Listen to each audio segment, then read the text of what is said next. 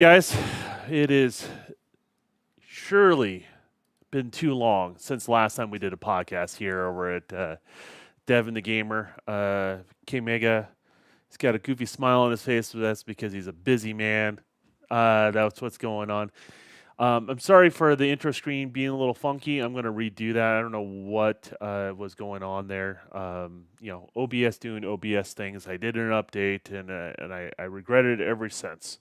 So I'll try to get all that cleared up. I didn't realize it was an issue with Devin the Gamer's layout, but I'll get it all sorted out. But we're all good now. Let me just do a quick little audio check, and then K Mega just take on the show from here. So.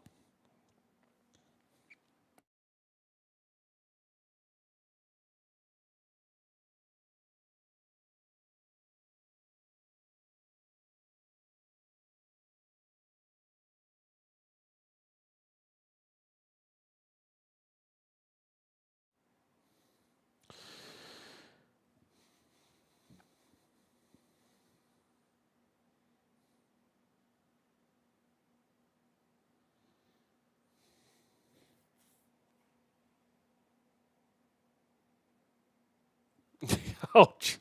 Yeah, I wish I had a little more control over that, but man, it feels like like when you're a teenager and you did some sort of sports activity, and then afterwards you're just like, you're just going through a growth spurt and sports, and you come out of a slumber. It's a little bit like that. What's been going on? So it is what it is on all that stuff. So. But yeah, we're Devin the Gamer. It's back. The most inconsistent, consistent podcast on the internet. So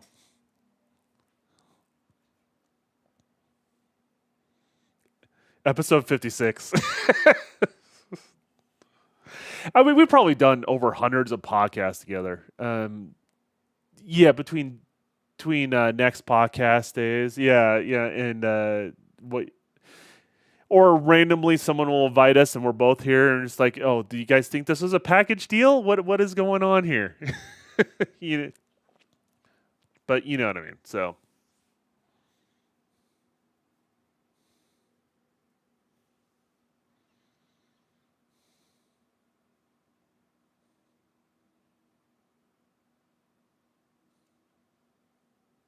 hmm, okay.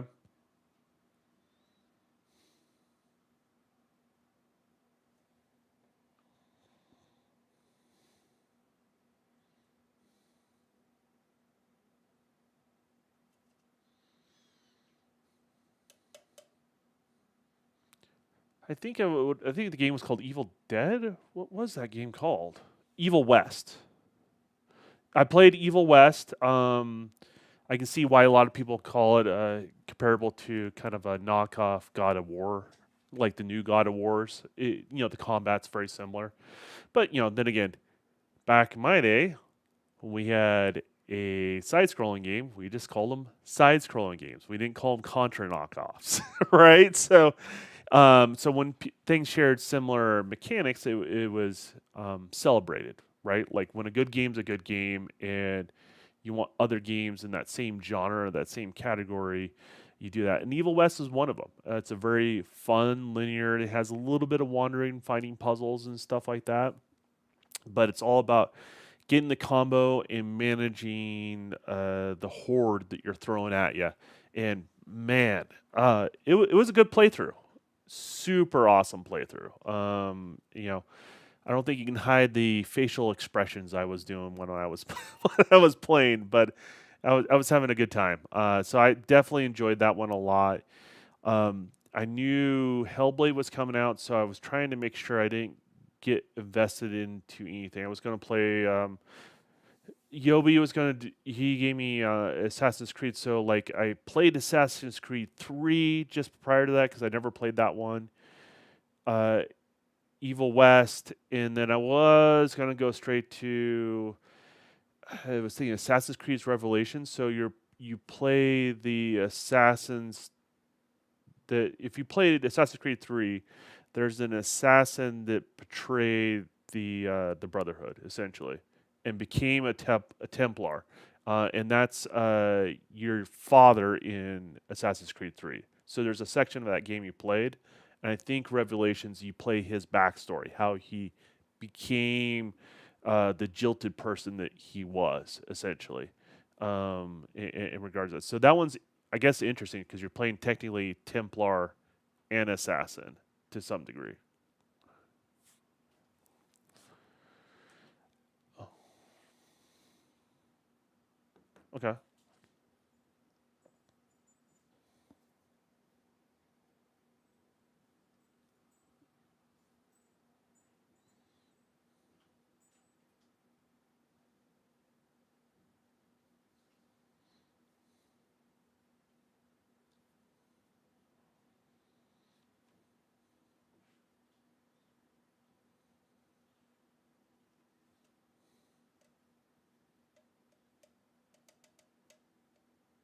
It's like a prequel to 3. If that makes sense. If I understand it, it's a prequel, and Yobi's the one that gifted it to me, so he's played it, so he knows more than I do. But from my understand, Yobi, thanks for sharing out. Uh, wait, Mega's muted. Talk for me, Mega. I can. Let me fix this. This is probably my routing.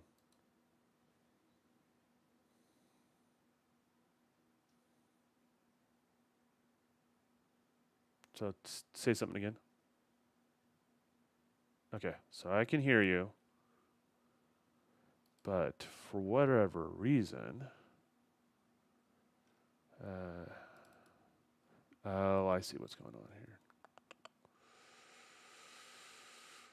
All right, guys, I'm going to switch this, but before I switch this, Yobi, tell me if it f's up the audio, because that sometimes happens with OBS here. Wavelink stream. Here we go. All right, let me say something here again. So that yeah, you should be showing up now. Okay. It's one of those auto resets. Hey guys, let us know if the audio is still working correctly. We're gonna pretend it is and keep on rolling. All right. Okay. Yeah. So sorry about that, guys. Just let us know if it's not. Yeah. Sorry about that. So we're talking about Assassin's Creed. You're talking about you played Syndicate. You went back one, which is Revelations, which is the French one. And then you haven't done anything Unity. else. No, Unity. Unity was the French one. Yeah. Unity is the one that you did. Okay, sorry. Yeah. Yeah. No, you're fine. So okay.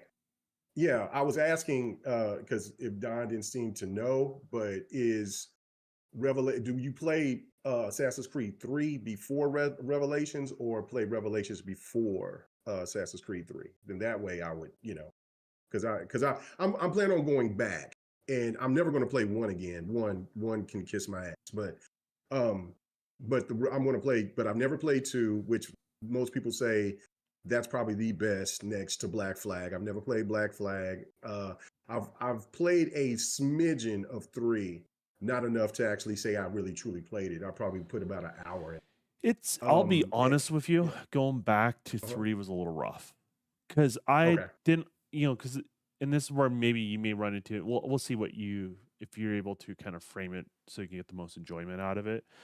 But what I noticed is when I went back to an older version of the game, the mechanics really started showing through because I didn't have the nostalgia of playing it when it was new and it was fresh, if that makes any sense. I played the new more refined ones and then I'm gone back. So yeah, I have gaps too. I haven't played Black Flag. I played the first one with Ezio, but I haven't done any of the other ones. As a matter of fact, Ezio kind of irritated me. I mean, I'll go back. Got some time, maybe I'll go back. I'll give it a shot. But what irritated me is I love the fact that Assassin's Creed explores different times and different periods in different cultures. I love that about the series. And I felt like there was really key opportunities to do all that sort of stuff, and I felt like they abandoned it when they start doing the other Ezio stories. Does that make sense? And I Yeah, understand yeah. why they did it because like it's based on the main character's lineage, and so the question is how much lineage. Not everyone is much of a mutt as I am, right? Like I'm, Right. like my ancestors sort of like to do this thing, right? Like they they made very very much friends with one another, if you know what I mean. Hmm.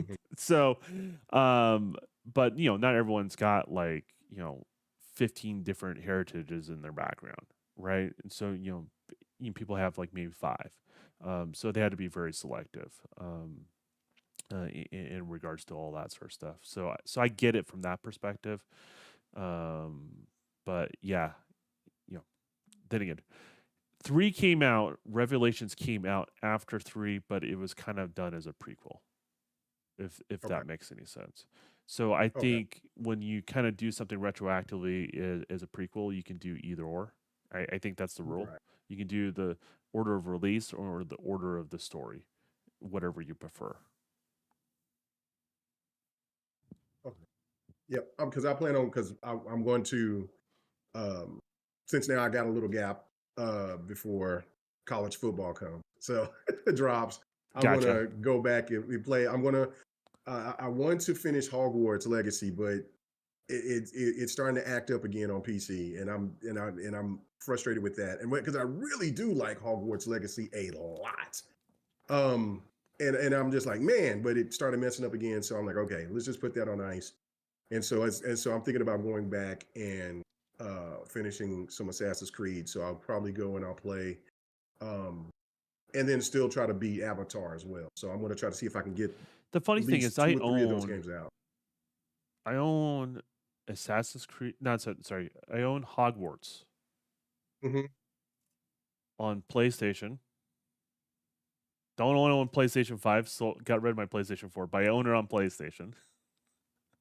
I own it on Xbox. I own it on PC, and I haven't played it. Man, it's great. It is so good. I I was just I was given codes I just don't by the recommend it. development team. So Oh like man, yeah, it's just like I don't. They're like I don't know which one you do it on, but here's codes for everything. So it is really really good, and I enjoy the hell out of it, but it keeps crashing, and so I'm hard headed because I know what I need to do to what do you not need make to it do? crash.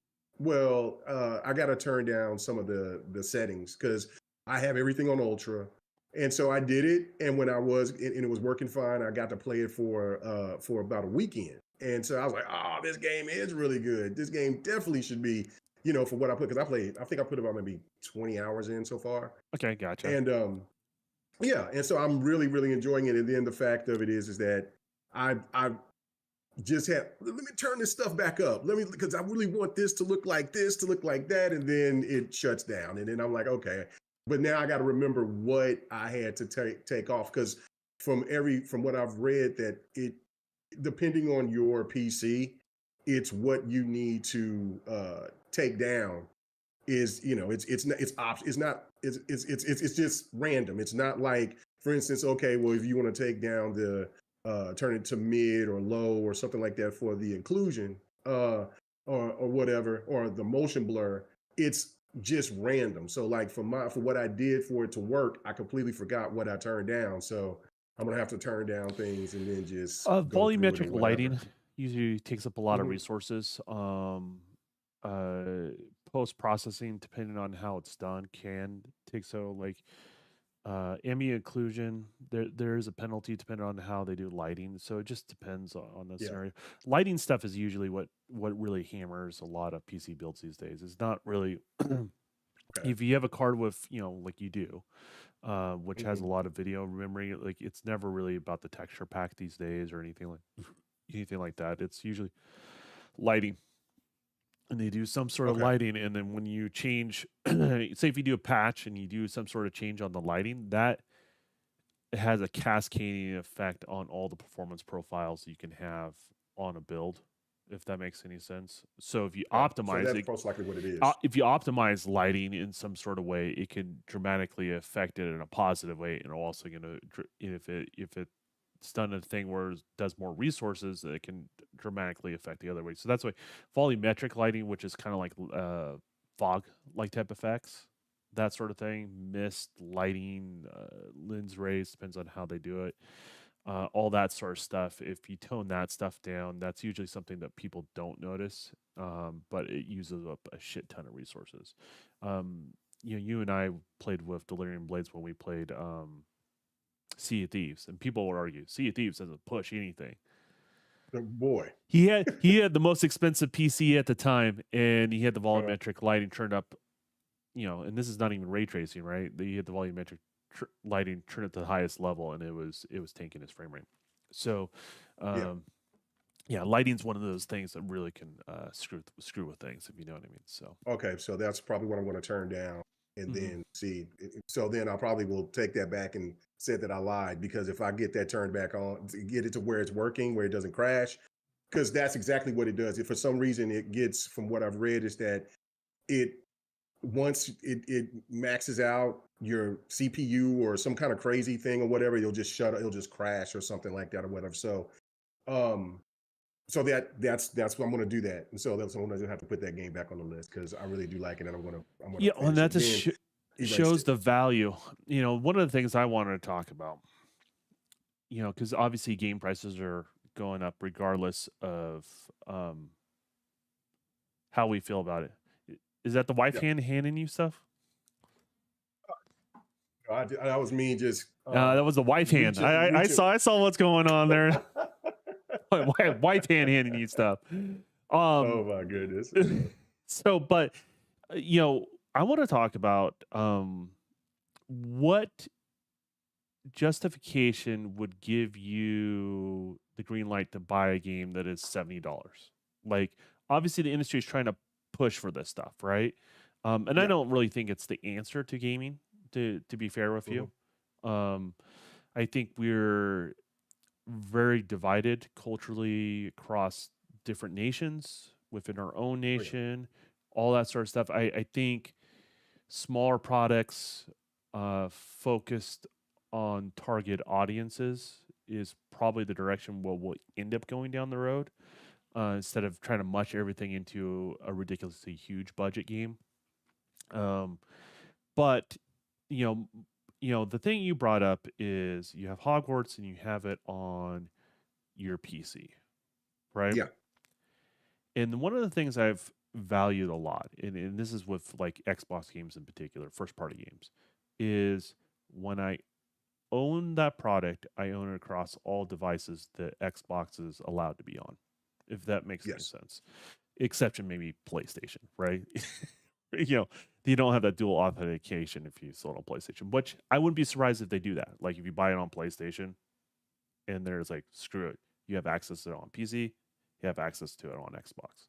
I can see them doing that down the road. But, that is one feature, me personally, like, what would justify a $70 purchase for me? What would be me loosening my wallet and say I can, I'm willing to pay $70? If you guarantee that license can be played on multiple devices, that I have cross save from multiple devices, and cloud saving becomes a part of it, I will pay the extra I, $10 for a game if yeah. that's what you're selling, and if that is guaranteed to That's a great point. give it to me, like, because like Warner Brothers, EA, um, Ubisoft, they all want to charge that $70 price, and they're all trying to find ways to monetize to do that. I'm telling you, if you from a base game, if you give me that, I guarantee to get it, because then I can get it on PC and not have to worry. I don't have to think about it, right? Like Right. if I, because like you're like PC games, is it having issues or not? I don't care. I just buy it. Maybe it'll sort it out Right. itself later. But if I have a console or whatever my choice, or multiple consoles and a PC, I can just do whatever I want. And there's value in that. I know why publishers are not doing it, but I feel like ultimately it is the real answer. If you want to charge $70, I feel like that's how you get me personally. So Yeah. Yeah. No, and I totally agree with that. See, now I was going to bring up something about, okay, like college football is getting ready to come back, mhm. and That's a big I'm deal. stoked about it. I know that. That's a big deal. Mhm. Yeah, right. Okay, but they have a package deal for 100. If you're a Game Pass subscriber, or Game Pass Ultimate subscriber, you get it at a discount. But for everybody else, it's you get college football 25 and Madden 25 for $150, plus all the deluxe things that they add to it. Okay. I'm like, that's with your Ultimate Game Pass subscriber, it's $134 for both games, Okay. deluxe edition or Ultimate edition. That's a steal. Now you're talking to me. That's how we talk. The shut up editions. Yeah. With it's the same thing like with NBA 2K, which I thought it was a fantastic deal to include NBA TV. I'm not. Okay, so you're talking NBA about ticket. what makes a shut up edition worth for you. I'm saying what is a $70 edition? Well, A base model. What is a base model edition to justify that $60 to $70 price? It's only $10, right? Right. What? But no. What I'm saying. No, I heard what you said. I was just going to. What do you loosen it up for that? Because those are unique things to those particular titles. Yeah. To entice you, and I'm thinking more of almost like a format, right? Mm-hmm. Here's your game. It's X number of hours, and it has this, and this for your $70. That's I guess is what I'm trying to drive home. Okay, it would be kind of like what you were saying. Like if it was a play anywhere type of aspect, I would be gladly to play $70. I would pay even $80 if you're going to implement it to where, let's say, I bought that particular game. Okay. And I can play it on my PC or mobile or whatever. A play anywhere type of title. Then I would feel justified for paying $70 for that game, or even, like I said, even $80. But for just paying for a standard game for $70, I'm still not on board with it, and I still have yet to buy a game at $70. Same here. Since it's been implemented. Yeah, I've not done it yet. I've used my points on it. I've used to them, the problem is with the messaging with that is when you give points and stuff like that, they don't know. They just know the dollar value that comes to them, right? So they don't know if you're finessing it. Like I literally have refused to spend $70. Period on and these are my peers. I want them to do well and stuff like that, but the publishers they're asking for too much. So like I'm always like, okay, if you want this, what is the middle ground? What is the conversation that gamers need to have that you can get what you want and we can get what we want, right? Yeah, no. Because they're always going to push something. Yeah, I'm always going to push. They're always going to push something. So the question is, sometimes the answer is not just to say no, don't do it. Sometimes the answer is to say, okay, what are you going to give me? Yeah. What is the exchange here, right? What is the value proposition that you're giving me that justifies that sort of purchase? And so that's kind of where I'm at with this sort of stuff. Like I haven't spent any, we're talking earlier about how much I'm spending downstairs to build the custom office of my dreams. I'll spend the money if I feel the value is there. Right. Absolutely. But you can't, the industry as a whole, you can't be pushing out products before they're ready. Like that's the harsh reality.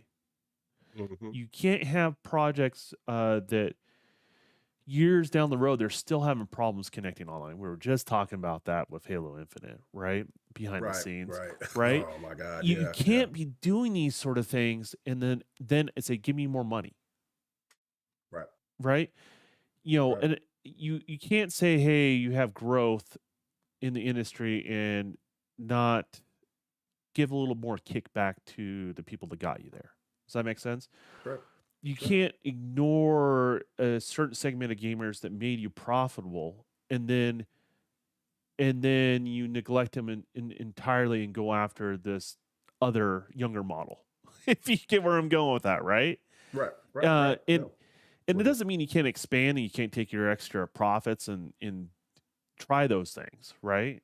But I just feel like the industry hasn't offered a value proposition that really makes the $70 game worth it.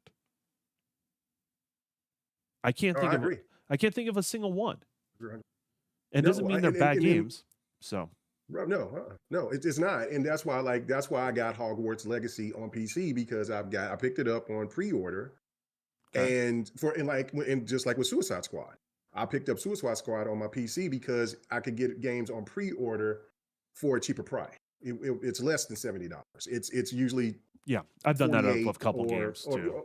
yeah, like if it's and then if I like it that much, then I might go ahead and buy it when it's on sale. But I have refused to buy Hogwarts Legacy a second time when I've already bought it, and I'm like, I'm not, and I know it's on sale for like $35 now, but I'm getting wiser at my older age and listening to my brother Don, and others. I mean, you don't Well, had a double, triple, quadruple dip again. Like relax. And so well, I just refuse to do don't that. don't buy games until you're ready to play them too. Like that's a Right. big thing too. Like that sends a clear message to the industry as a whole. Is Yeah. say, hey man, the market's a little bit saturated.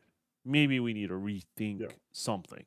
In regards that the approach needs to be different. So yeah. Yeah. That's kind of Yeah, they where gotta have I'm more. personally at. So Yeah, no, I think the perfect solution is that. Like for instance, okay, like for PlayStation, for them to, if you want to, because they've even said that they feel like 2K Games has also said they would be comfortable of charging people $80 for a standard game, which I think that's ludicrous. Now they can definitely do that with Grand Theft Auto. 2K is probably in a position to where they have that type of clout to push that because of the games that they have and they have in their disposal. But if let's just say, for instance, because this will be something that we'll be definitely talking yeah, about here in a little bit about PlayStation, having a launcher for PC or putting games out there on PC. Then if there's something like, let's say, okay, well, we're going to give you the next God of War, right? And the God of War is going to be $80, but you will have access to the PC version. All you have to do is sign up for the PC launch. That's a damn bargain. I would sign up for that. Then I would be cool with that. Like, anything else higher than that, then I'm like, no. But if you give me something like you said that tantalized me to say, okay, I was against the $70 price point, even for a standard title, but this I see the value in this, especially since I have a gaming PC, et cetera. Then I get really two games for the price of one. And if I want to get that deluxe edition or the shut up edition, then I will pay the additional whatever price yeah. that it is. But other than that, no, I'm not paying $70 for a standard game, and especially have those games most of them has come out broken and not ready for prime time. You're asking for too much. And then on top of that, you want me to buy cosmetics and other things as well. Listen, I get that, games are a lot more expensive than they ever been, but you're stretching my penny a little bit too far. Well, like I'll use Yobi. I'll use Yeah, Yobi go as ahead. an example, kind of what you're talking about, Hmm. right? Like Yeah. I've seen you Yobi, and this is not a hint to donate to the channel or anything like that, but I've seen you donate. I've seen you, you know, you know, just support people, right? What is it like if Yobi also just starts dropping some bombs in the chat and some donations, and we just ignore what he said? Would that Oh yeah. goodwill, where would that goodwill go? Like people have a level of tolerance of the type of goodwill that someone has. Um, so that's kind of like my thing is like if you keep releasing products that are not ready, and I'm not saying products have to be perfect out the door, but like you should have a game plan to take care of it when it's launched and have the solutions in place at least within the first 3 weeks of the game, right? Because you owe it to the people that spend money on that game to have a healthy audience that plays together, right? And if you True. don't do that, they're going to go to the next game. That's the big problem in regards to, and so then instantly what you bought something for has the less value in it. And all games have a drop off and user base and stuff like that, but I just feel like, and I don't think the industry is going for like a crash, like people want to pull the fire alarm and stuff like that. But there's some hard lessons. There's some publishers that won't be around anymore.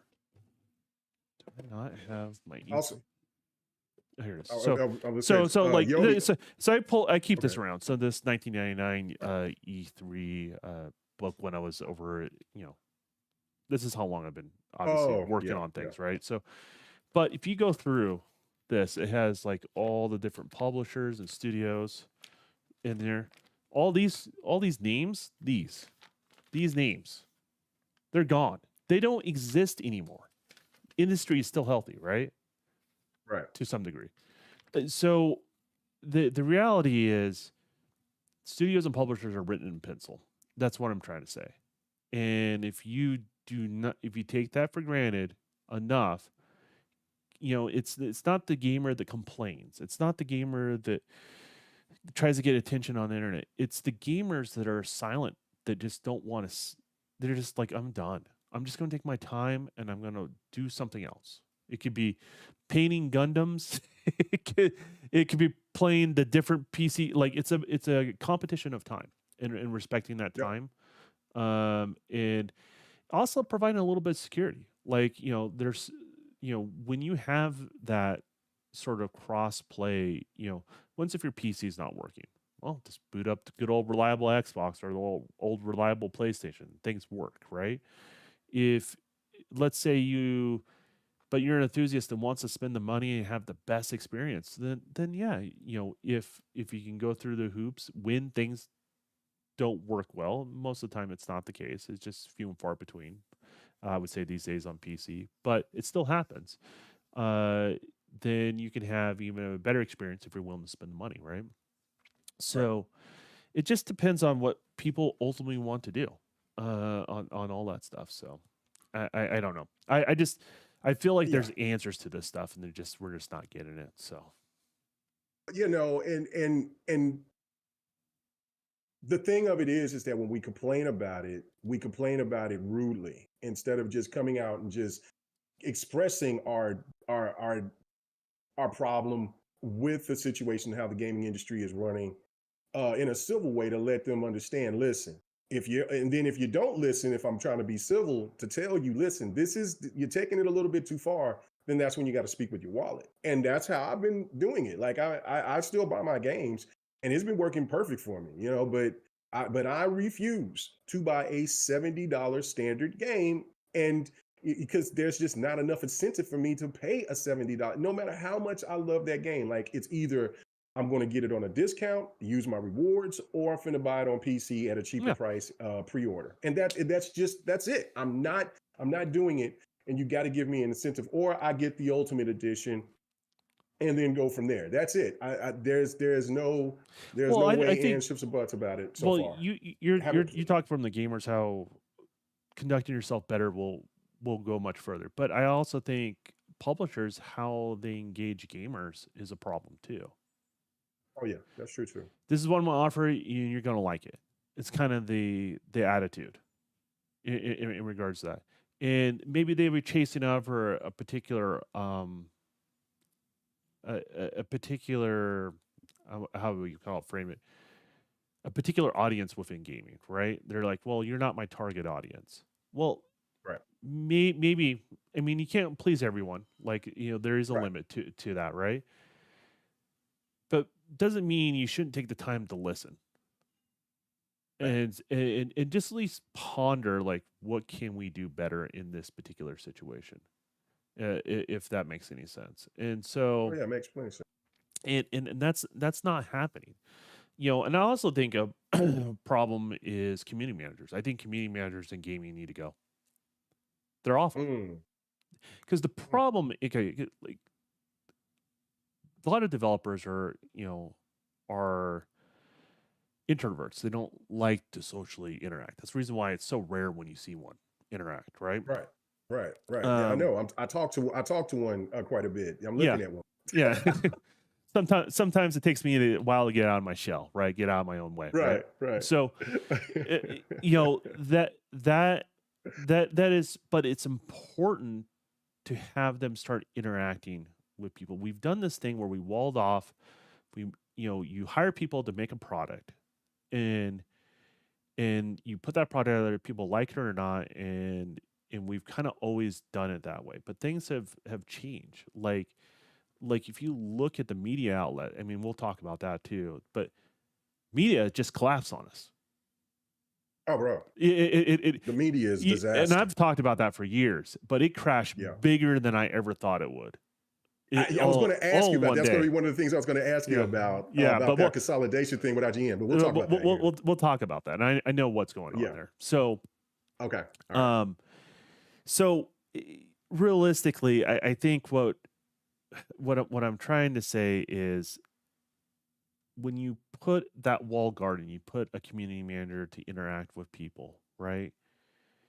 You create because everyone's got a bubble. Like social media, like regardless of what you follow or what you do or how open you try to be, you still create a bubble unnaturally, just because of how algorithms work, how information's fed to you.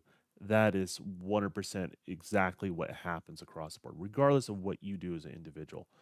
So when you have a social media manager about a game, you unintentionally create a bubble. Does that make sense?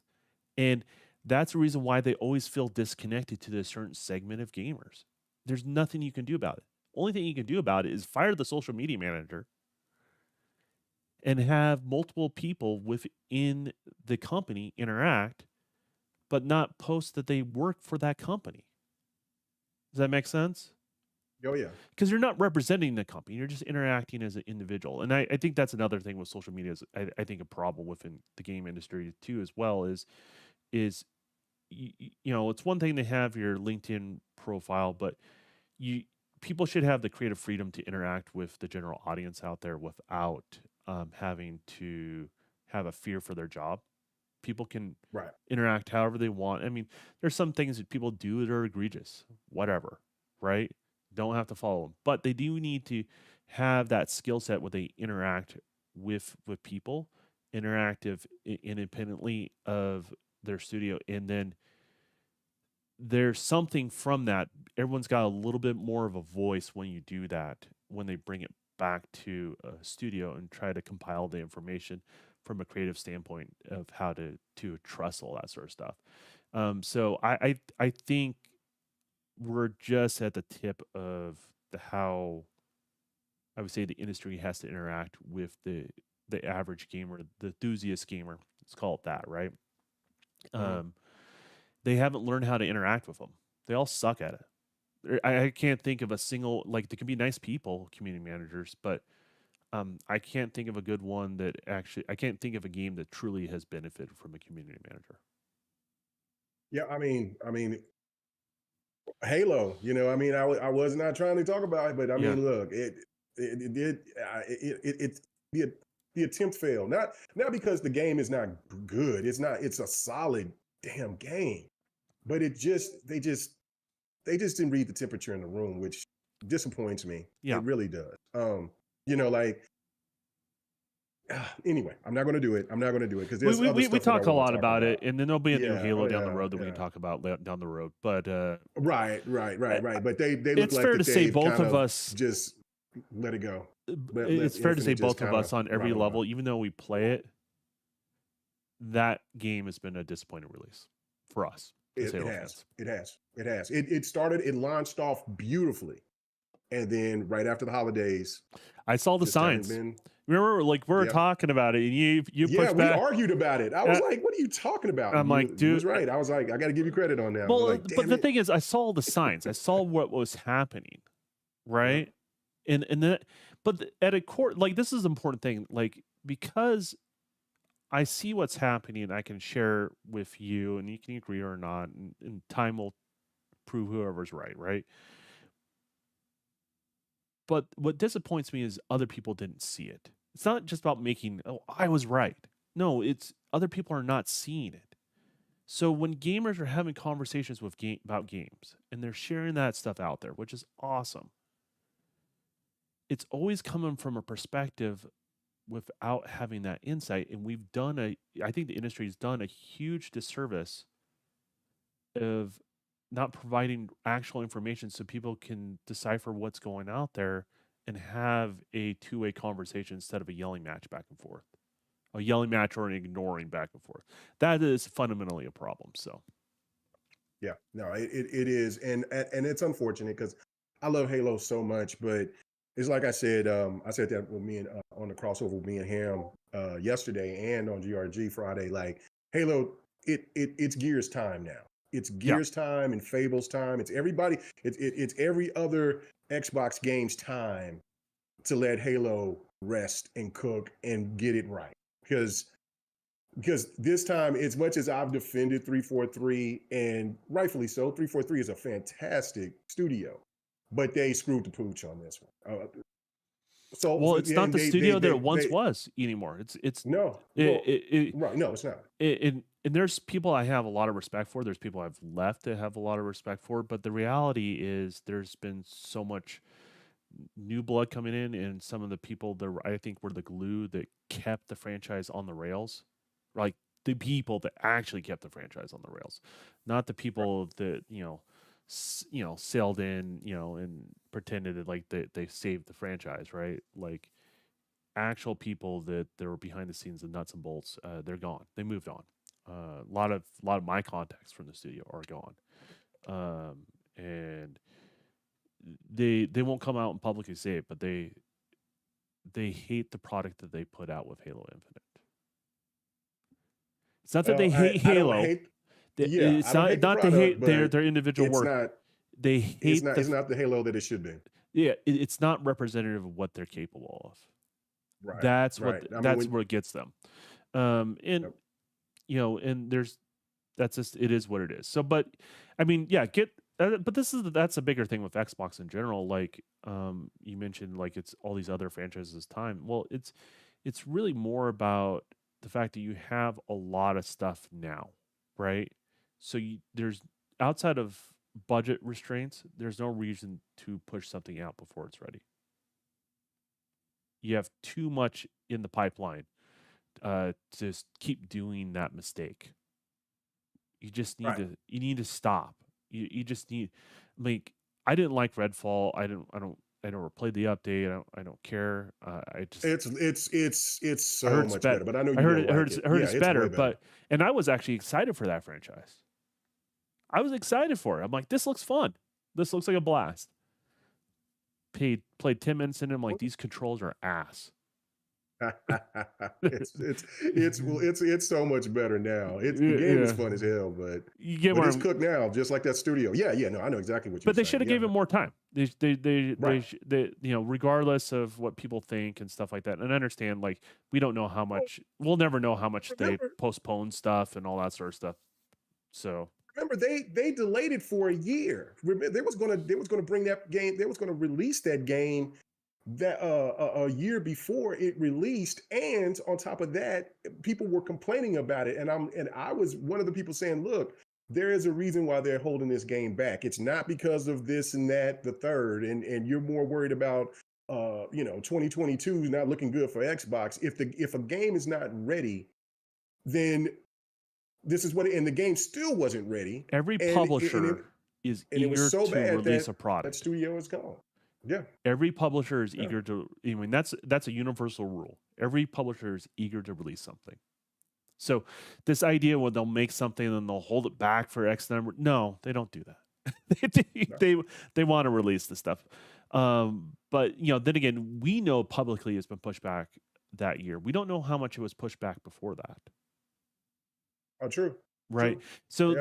there's the what happens behind the scenes, and there's what happens in public, and there's two different things kind of going on there. And then that's also the other thing too. Like people don't, people are like, oh, this game sold a million copies. That did really, really well. Well, it depends. How much did they spend on producing that product? Does that make sense? Oh And yeah. if they spend a ridiculous amount of money and the what comes in is less than what they get out of the return, then that's an issue. And I have a feeling that has a lot to do with a lot of the change happening in the industry as a whole as well. Oh yeah. Uh, you know, There's no question. a lot of bloat, lot of inflation. Um, Tools are getting more and more efficient. take AI out of the equation. All the tools are so much more efficient than they ever have been. Just the basic tools we have to work and make games eliminates positions at this point. Let's talk about Hellblade. Okay. And because I know you've played it, and I beat it, and so I want to get your initial thoughts. There was people trying to discredit, of course, but I just want to get your thoughts first before we do a deeper dive into the whole situation of scores and things like that for the game.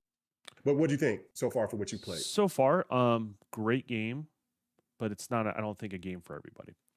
And I feel the same way about the first one. Just to be clear, Right. And in every metric, at least what I've played a decent amount into it already. Every metric, this is better than the first one by a long shot.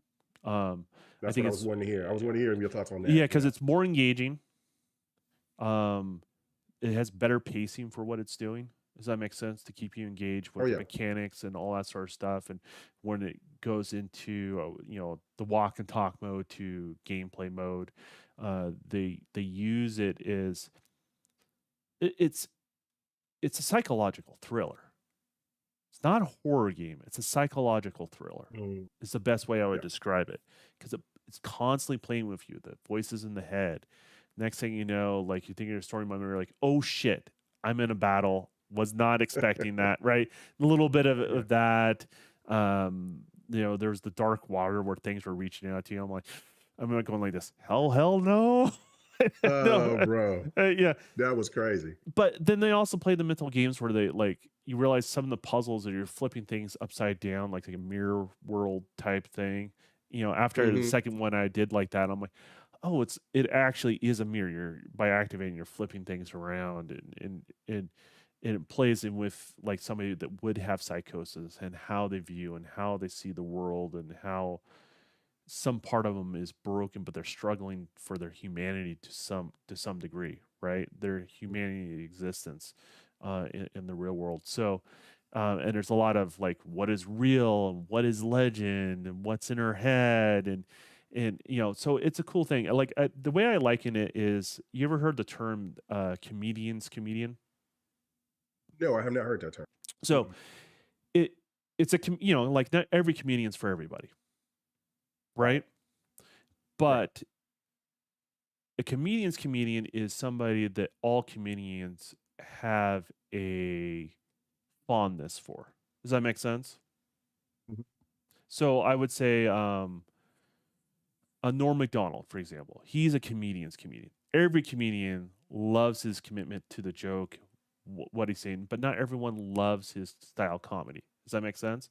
But almost every comedian appreciates what he does. And that's how I look at Hellblade. Hellblade is a developer's game, not in the sense that a developer worked on it, but every developer that plays the game appreciates what they appreciate it at some sort of level that's unique and that's special about that game. Every developer would, appreciate that, because every developer I've talked to, highest regards. However, just like, in the world of artists, not everything that artists like is what the general populace likes. And that's how I look at Hellblade, right? It's a developer's game. Every developer appreciates it. And then that bleeds into a general audience, and that general audience, some of them will love it, some of them won't get it. It's not for them, right? And that's how I look at the product in regards to that. And I don't know if that's a fair assessment, but that's how I look at it. Assessment. Yeah, no, that's a perfect assessment. Like if what I have a problem with is the people that said that they loved Hellblade 1, they've said that they can stand Hellblade 2. And you said something right off at the beginning, and which I was waiting for, is that you said it was much superior. The second game is superior to the first in every way possible. So that to me is like, if you love the first game, there is no way in hell that you hate the second game. And so when you read some of the reviews that you start questioning people's agendas at that point, right? Absolutely. You give a game a 45 out of 100, and tout and gave the first game a 90 or an 80 or 85 or whatever the case may be, then I look at this as an agenda, and this goes to the point of adding to this is the media, the gaming media, that just isn't trustworthy anymore. It just isn't, because it's all about engagement. It's all about shock and awe. It's not about, I'm going to give this information to the gamer and I'm going Yeah. to let them assess. That's how it used to be. It's not like that anymore, and it makes me sick to my stomach. Not saying that there's not great journalists. That's still, the gaming journalists are still out there. The problem with me is that there's too many people that have a bias towards something, and that's usually, because of Xbox, or it could be PlayStation, it could be whatever. But the fact, there shouldn't be a bias at all when it comes to you being a journalist and giving out gaming information, and especially with scores and stuff like that. Or It's you so can have crazy. a bias, but just be honest, you have a bias.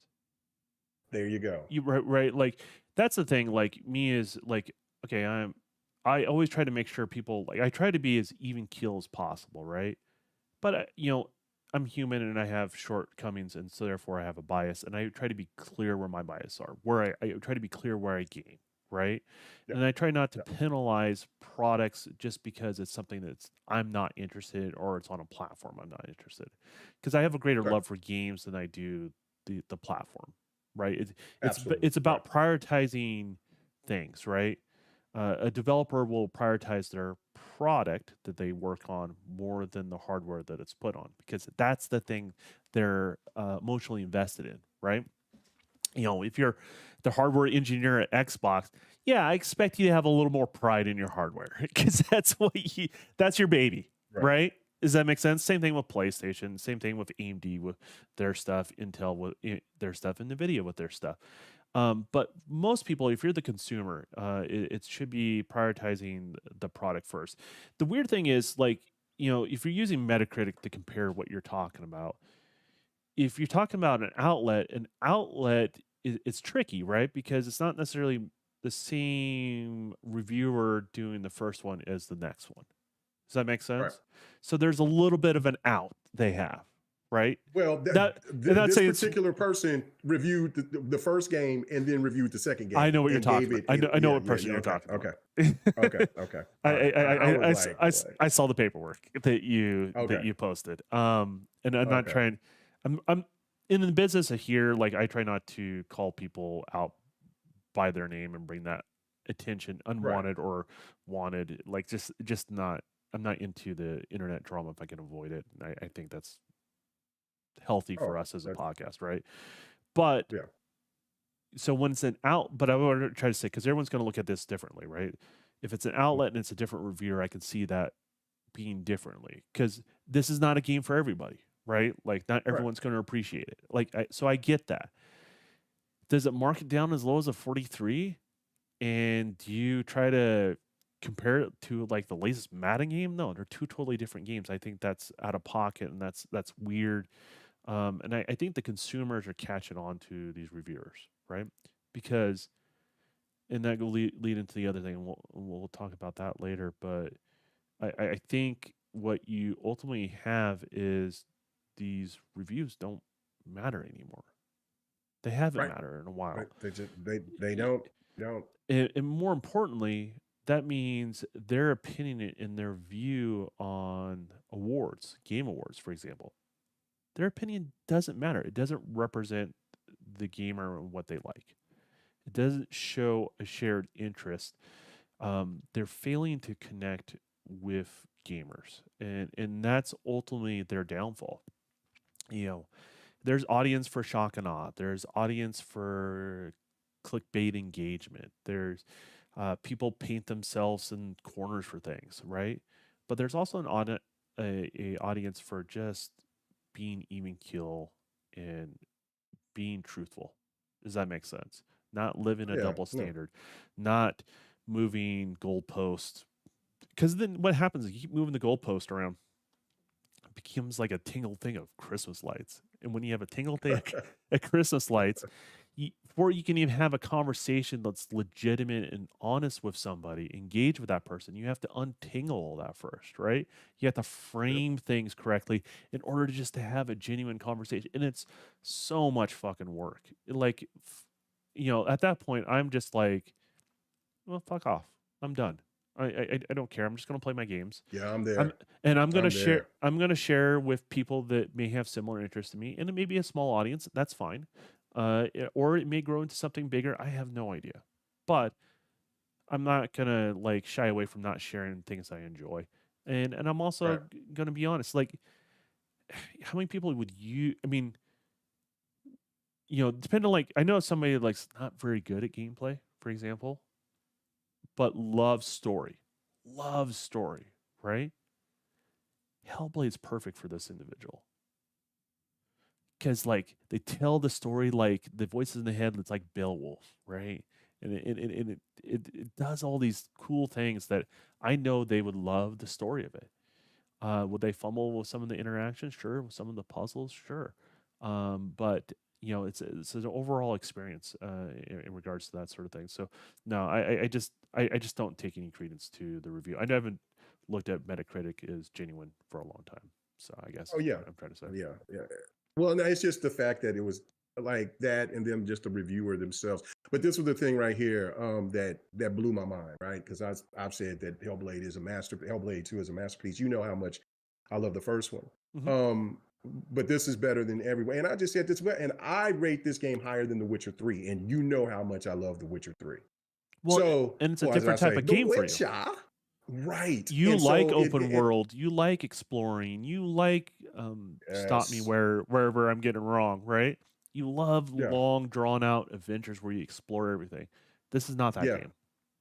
This is not that. And I don't have a problem with linear games or whatever, but it was like he was bringing up. It's genius how the interactions, the puzzles were incredible. Like and when you finally finish it, I can't wait to hear what your final thoughts was of Yeah. it is. And then like graphically, this is the best game I've ever seen in my life. Like I've never seen anything like this. And so like that all it's just everything blended and baked into one just beautiful sweet pie.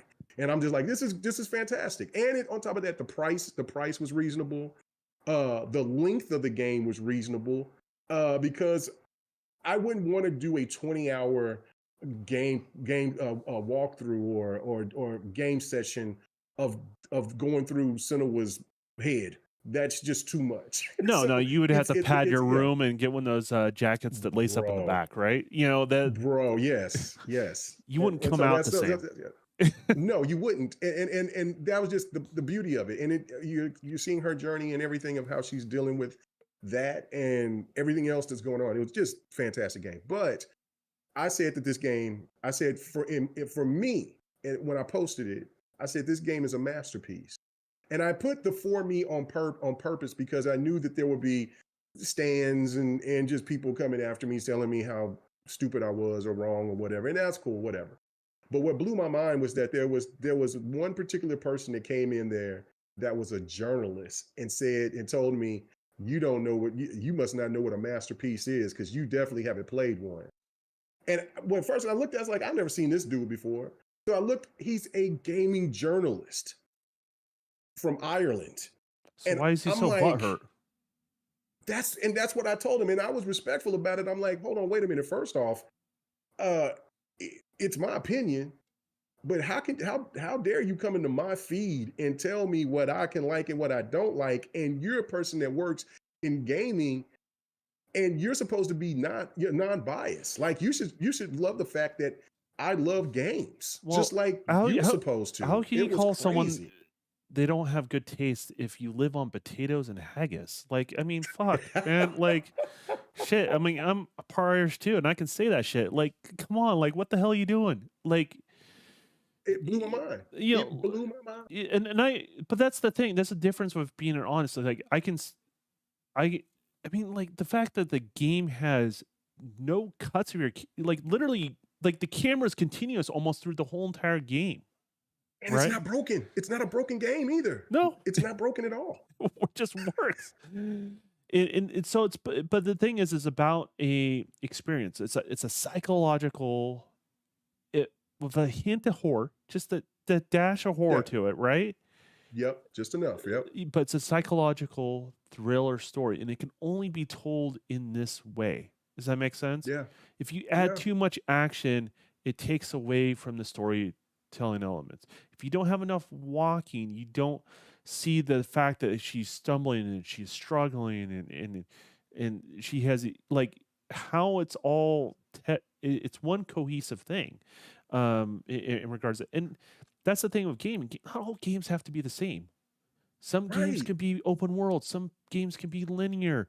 Some games could be a graphical showpiece, and some things could be simple cell shading and still could be a good game.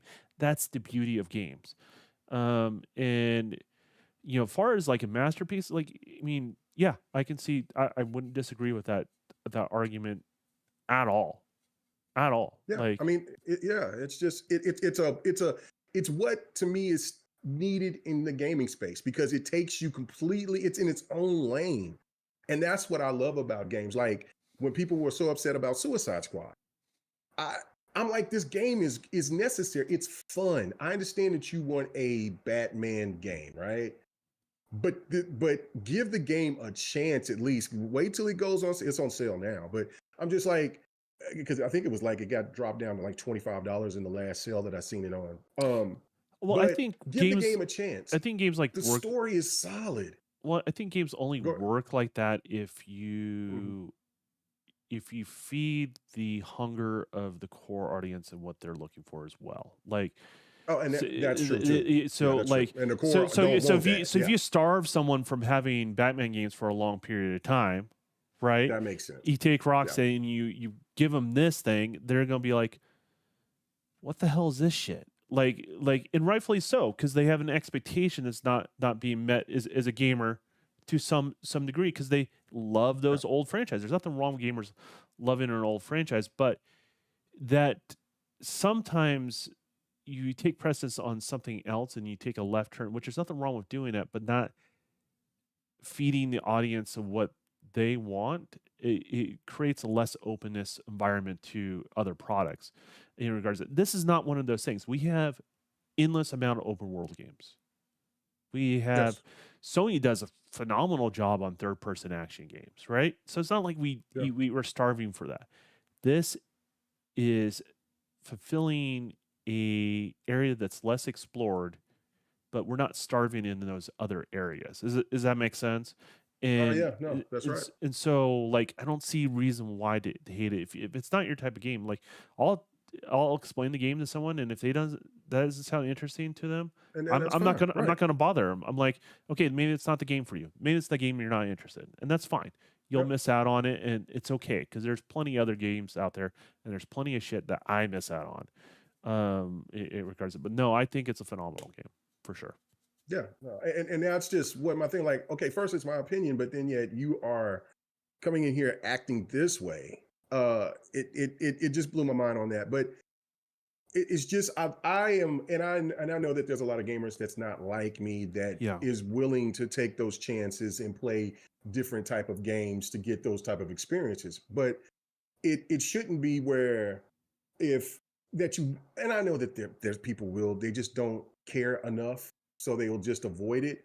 But as a gamer, this is how I just think is that you should want to just try it at least. So like, I understand this is not what Rocksteady wants to get, that what you want from Rocksteady. I understand that they starved you out of this and whatever, right? I get that.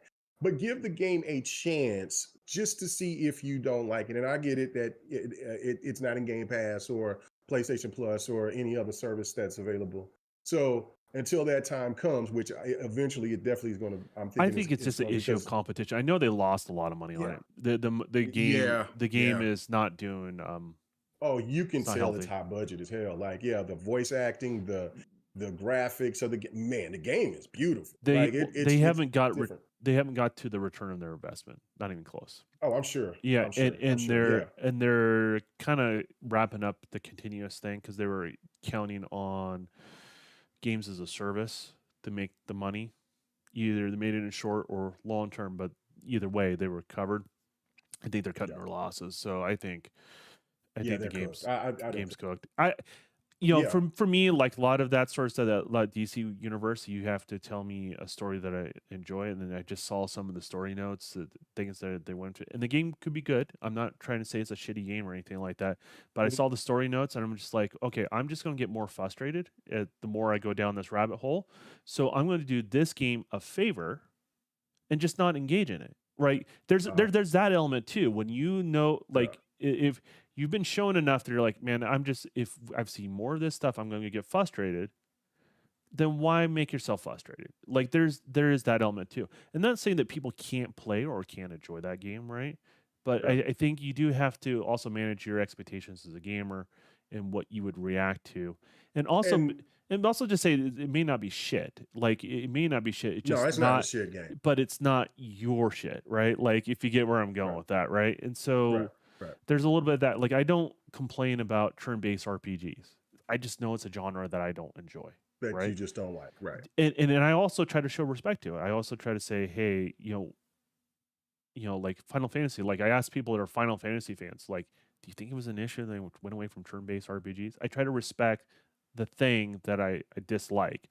Yeah. So in regards to No, that's the thing, and it's crazy because when I stand on defending Final Fantasy when Final Fantasy 15 came out and things like that, and I was talking about how Persona was niche, and a lot of people got pissed off because I said the word niche, like whatever, but it was.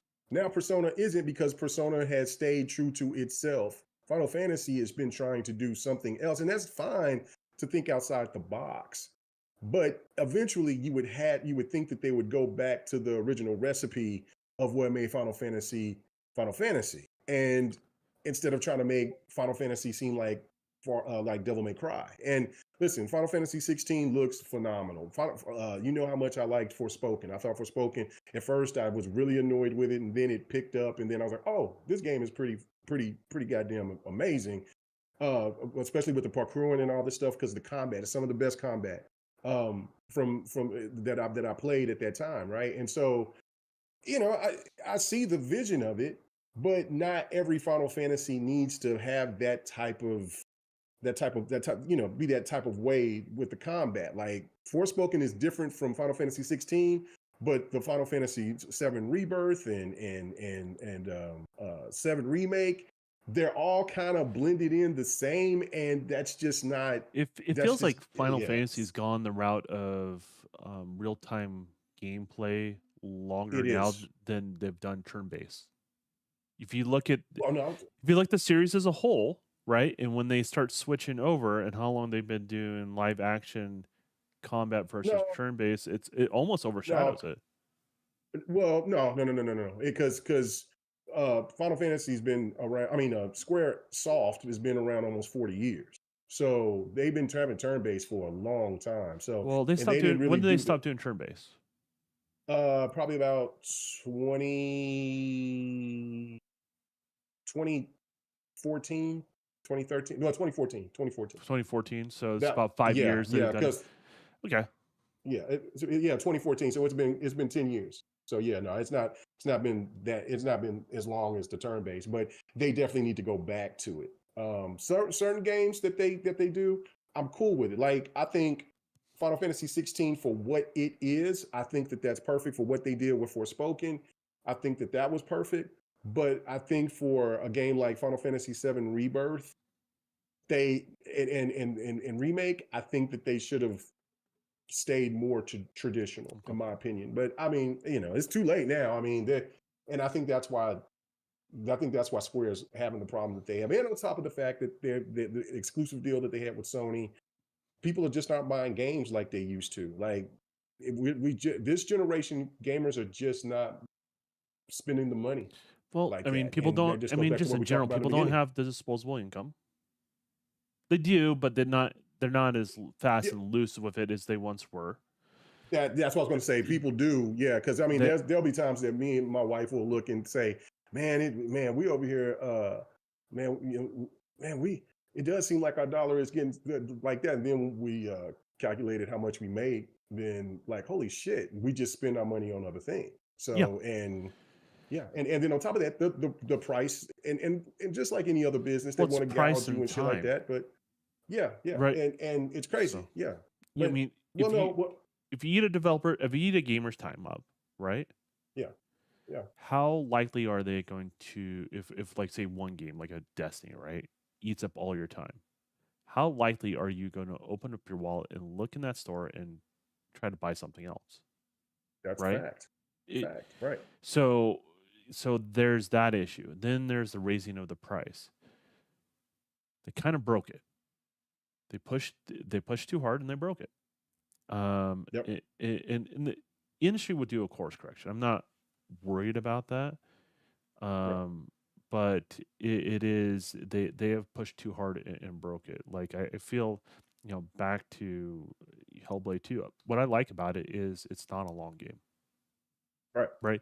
And I've been talking about this too for a while. Like I want You the have. condensed quality of a product in a reasonable time frame. I miss anywhere from the, I would say, 15-hour to 6-hour experience. That sweet spot. I love a solid narrative game in that sweet spot. I love it because you can tell a different type of story. You can tell more condensed. You can tell something that you just couldn't tell otherwise, if you get where I'm going with that. So, Yeah. And but I'm still like I am. I want to feel like I got my money's worth. So I don't. yeah. So I like the games that, but it's according what kind of game it is. Like with Assassin's Creed, right? Like I don't know your thoughts about Assassin's Creed. Maybe that's something we'll talk about here later, down the line or whatever. Because I want to talk about some other stuff instead of the Assassin's Creed stuff. But I'm all in on Assassin's Creed because of the what people call bloat. I'm all in for that. Oh, And but because saying it's a but the series like Odyssey, and it's a series like because yeah, this is the one yeah, that's like Shadows is the big Odyssey. one. Yeah, yeah. Yeah, Well, it's the big one. It's the it's the big one. big one. Yeah. It's not the shorter, smaller one. Gotcha. Yeah, like Mirage, right? Like, Yeah. and I think that that's a smart move for them to still bring in the Mirages and then give gamers like me who love the bigger open world games, give me that as well. But my whole thing about this is because we're talking about like expenses and the industry is pushed a little bit too hard. Okay, so what have you? I don't know how much you've heard about this about the so-called Xbox has pretty much said that there's this rumor going on saying that they've had talks about Project Latitude, which means no red lines, which means that they're uh, wanting to put everything, all of their Xbox games on PlayStation, Nintendo, everywhere. Okay. I I don't believe that personally because I still feel like Where's if this you rumor want people coming to, from? This it's is the first coming time from the. hearing of it. Oh, okay. So it's coming from all the media people, from Grub and Tom from Tom from Jez, from all these people that's talking about that this rumor has been going on to where Xbox wants to open up and Yeah. just release the floodgates. There's even a rumor now that they're saying that um, that that don't be surprised that Gears collection will go to PlayStation.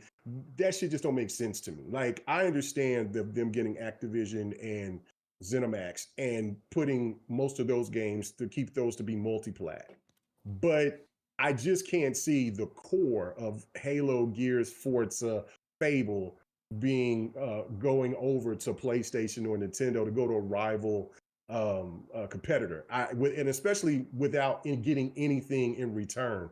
Your thoughts? If that's your first time hearing this, then you just must sound just as amazed as I do, as I Yeah. did, has been hearing it for the last few Well, months here lately. I want to understand their argument. Like people that are they're spilling this. I mean, are they thinking a couple steps ahead? What are they thinking? What is their mindset when they're saying this? Well, they're saying that they're hearing this from within people that works at Xbox or used to work at it. Their sources, as they say. Yeah, and everyone's got sources, and you have to verify them Right, through right, multiple ones. And I've right, talked to a right. lot of people, and it doesn't mean everything comes true. That's the reason why I hold a lot of things back until there's some validity to stuff. There's a reason why I talk in hints sometimes because I just don't know. Sometimes it's not my story to tell. Right. But this is the first time me hearing about it. The argument I heard, and this is I'll just use Starfield because remember there was this argument about Starfield They're before they're it talking came about out. Starfield as Right, well too. Yeah. exactly. So let's just use that. Well, they're bringing that back up as well, saying that it's going to be announced here to go to PlayStation at the end of Well, the year. But let's just use that example. Let's just use that Okay. example. Just use Mhm. one game. Okay, so the argument is if I release Starfield on multiple platforms, I'll make more money. Right? Is that the argument?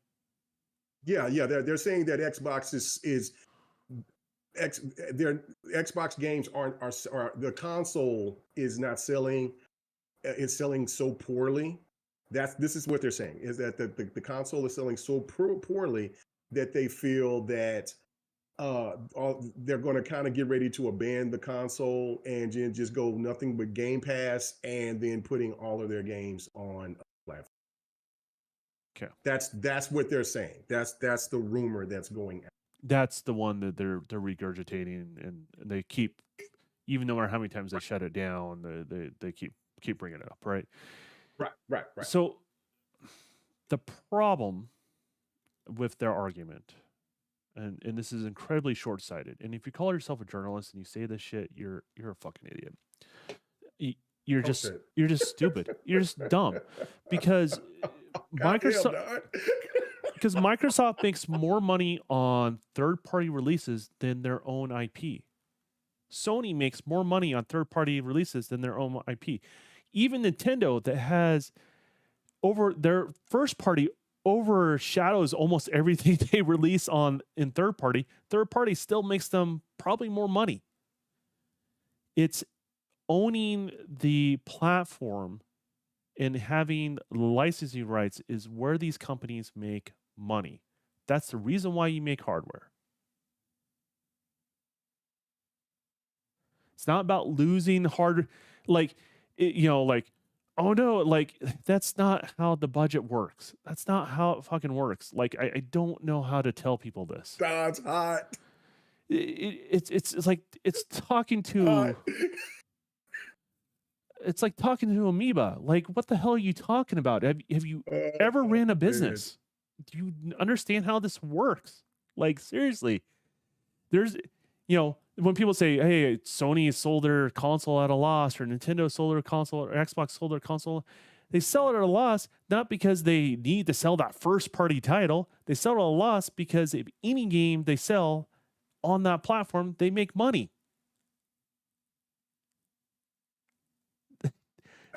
That's Man, why that's what I'm saying. Like, because I was having this discussion with the Dark Optimist, too, because because a lot of people are starting to believe it because High Five Rush and Sea of Thieves. People keep saying things, and those were test barometers for things. Like, call it for what they were, right? Like, they're testing the waters.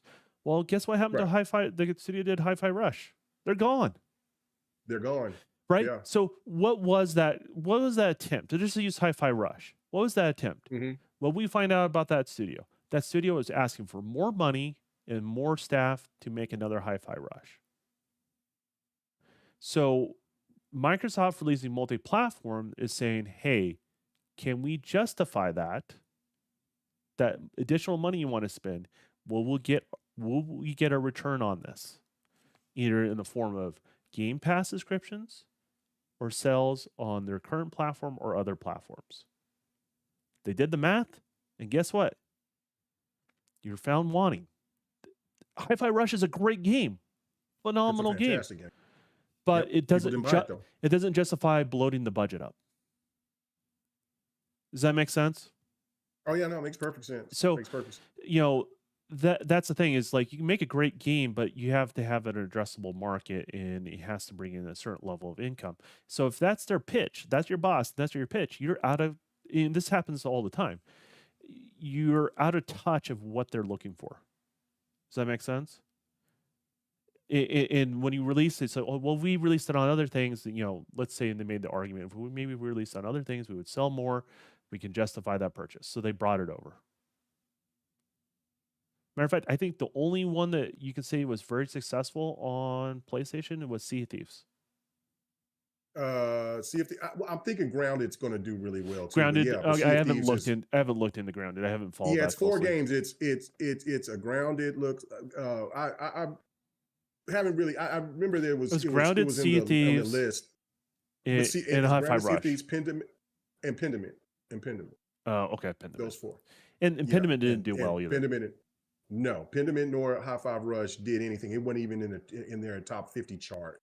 But Sea of Thieves it did the best for sure, and was its pre-order sales was outselling Stellar Blade Yeah, first and party the titles. Ronin. Yeah, their Yeah. first party titles. Yeah, so yeah, Sea of Thieves did really So well. the thing is, like, not every game's the same, right? Like the business model for every game is not the same, and you do need to have a driving force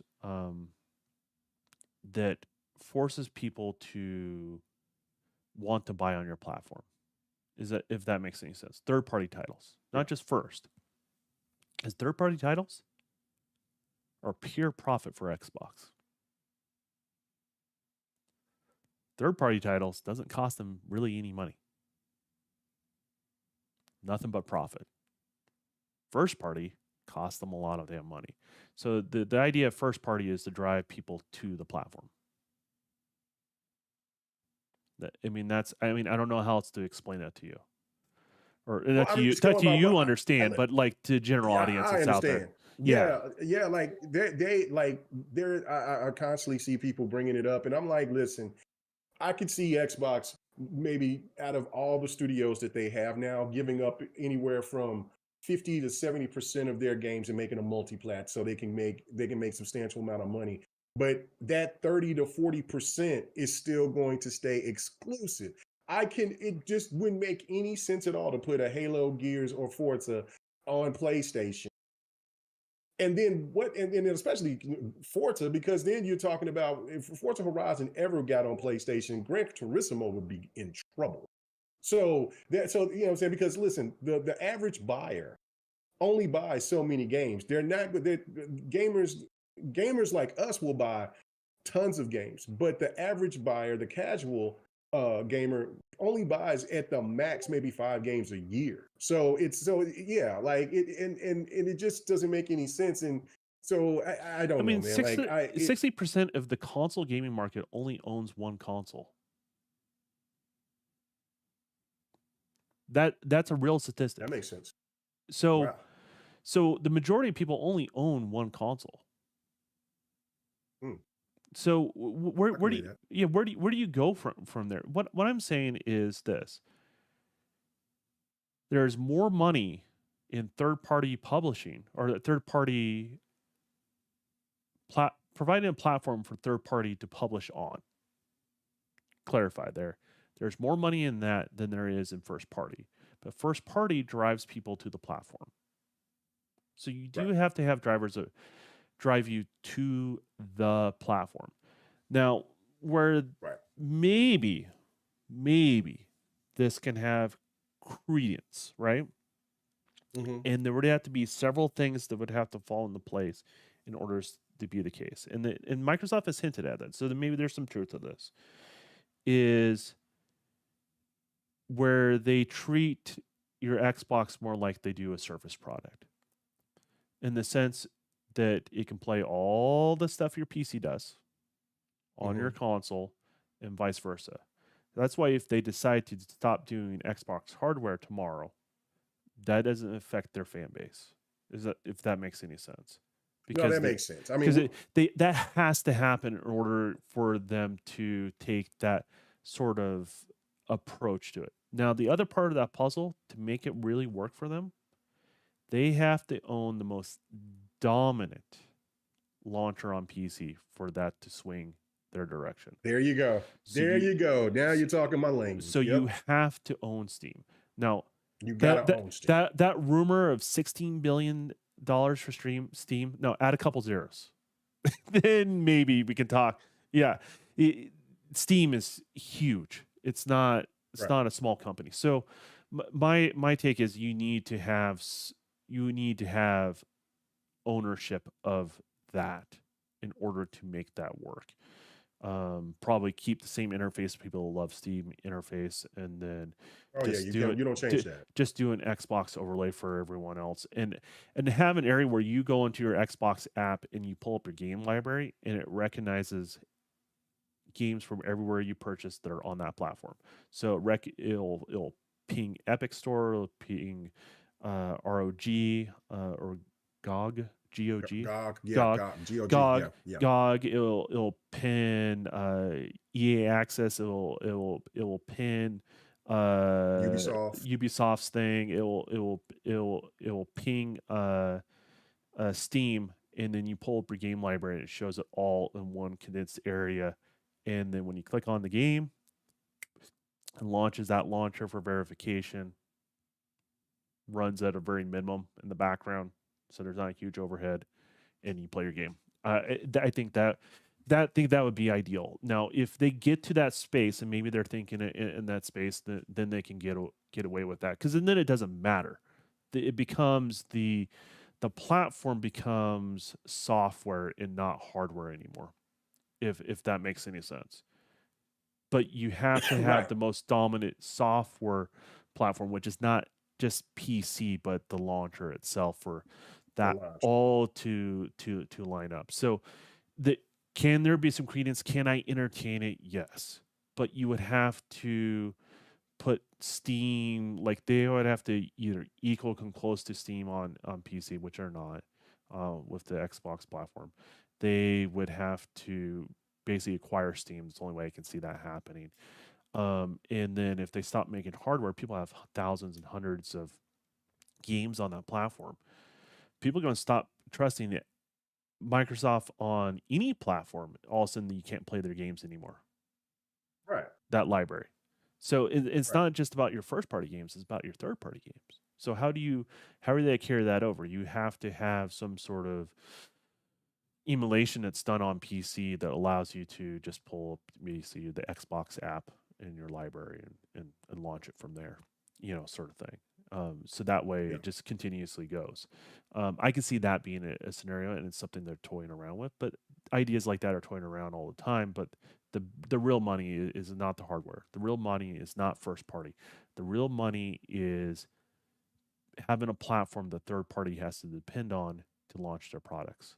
That's how you make money. And I think a lot of people are comparing the Sony numbers and they're comparing the Xbox numbers, and they're not counting them the same at all. Not even close. No. They're counting PlayStation Portable as a PlayStation 5 sale. Yeah, no, and people try to lie and say that they don't do that, and They do. they do. They also count the way they count sales still, because the numbers benefit them if they do it this way, right? Is them selling a product to a store. So you can have PlayStations sending like millions of PlayStations sitting in an Amazon warehouse. They're not sold to a customer. A customer doesn't really own those. Amazon owns them, but they count those as sales, right? So they're really good at taking the people that are dealers and getting to commit to their hardware, and eventually they'll sell through them. Like, I'm not saying that Sony's not selling or anything like that. They're doing well, right? Mhm. But they're not counting the numbers the same.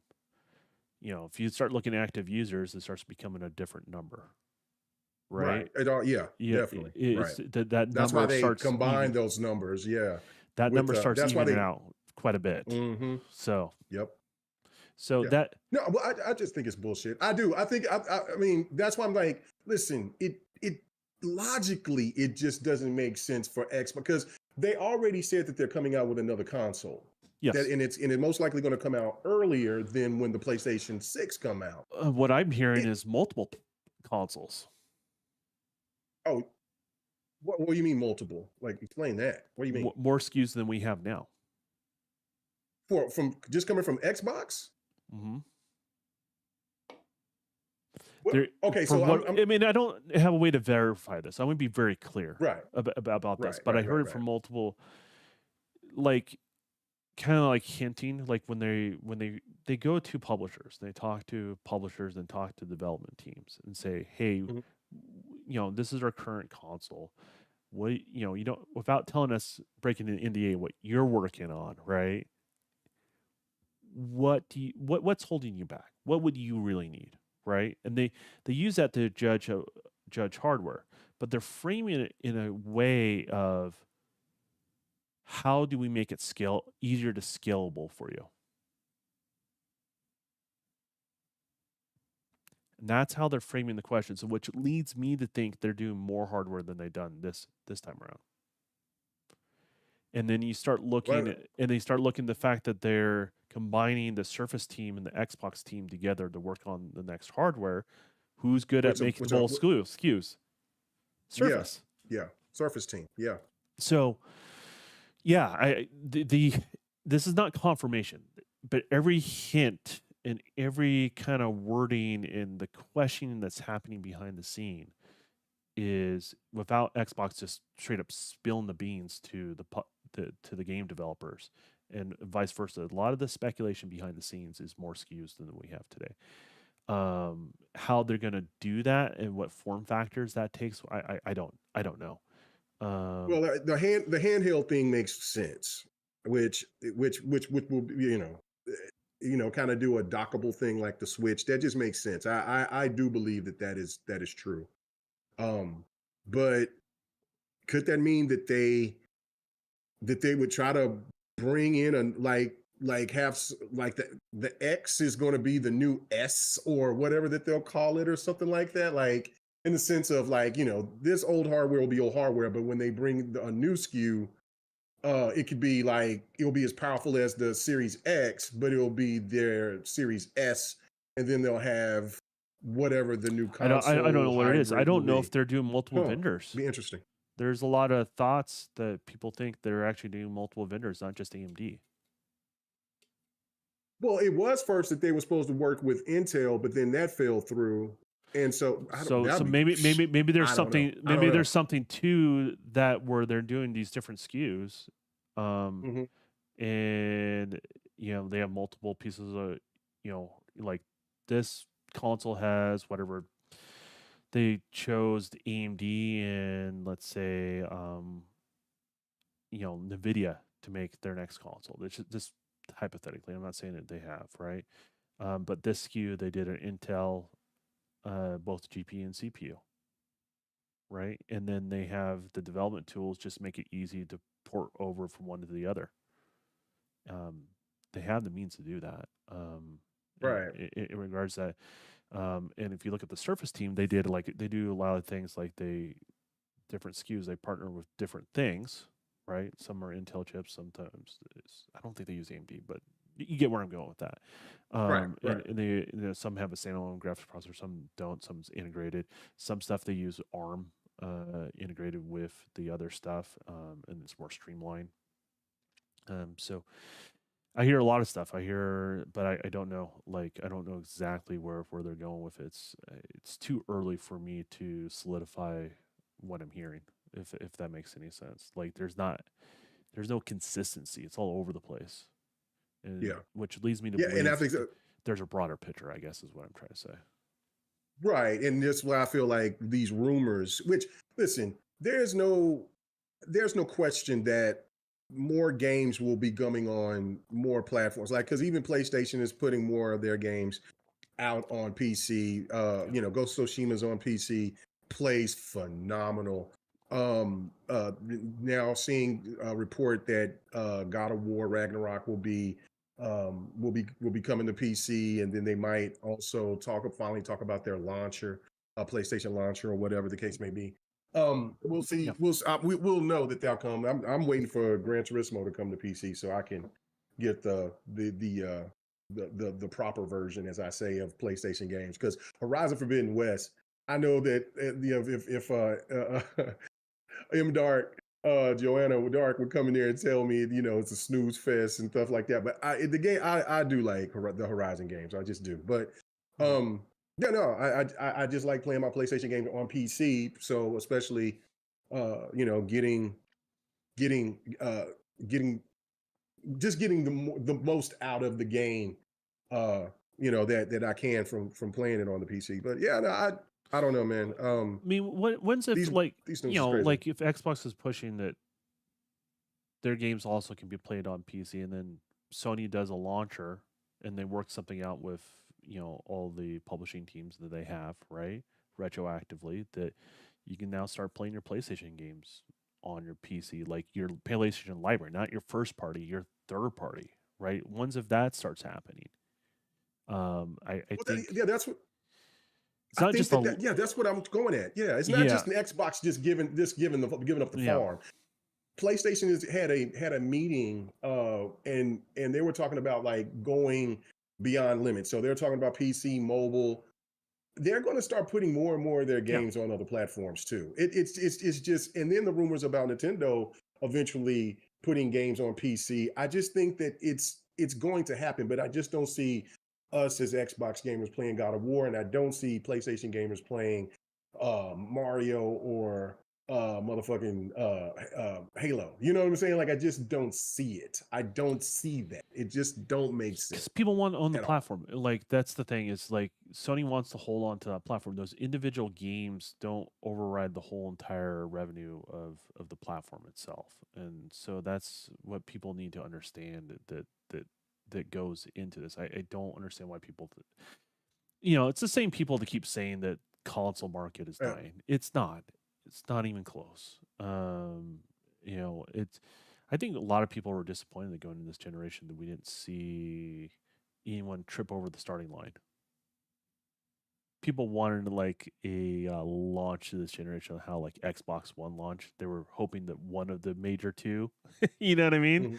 would trip at Yeah. the starting line, but no one did. And so it just continue on where they were at, and continue to go going forward. If that makes any sense, I think I think first party launches have been a little slim, but that is what it is. So Well, yeah, and that's why I feel, and that's see, and that's the thing that you just said it, Don, right here. We all know that game sales are down, yeah, across the board when it comes to first party, and even some third party games, right? Well, if it makes, well, they point the picture with that with Xbox games, but they aren't painting that same picture with PlayStation games, which makes no damn sense because they're both in a position to where they could benefit if they're going to do something like that. Like that, Xbox does not go into anything, or I should say, Microsoft does not go into anything just to give you something for nothing.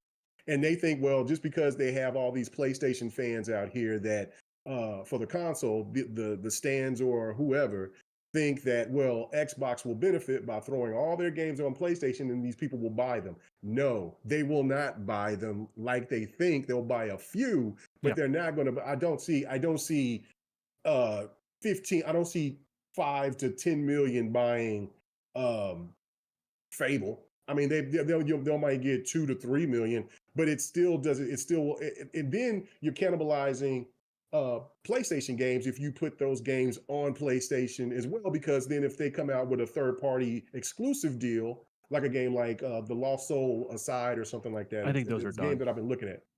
Right, right. Yeah, I think that they're, well, it's definitely done with Square Enix. Square Enix is, they said they're done with it, like because they're losing money, Well, so the they're platform done. providers don't have the money to shell out for that. They're not allocating the resources to shell out for exclusive third party stuff anymore. Oh, that's right, because they lost the Call of Duty money, because that was the money that they were using to make exclusive third That's party part of deals. it, but yeah, like Hmm.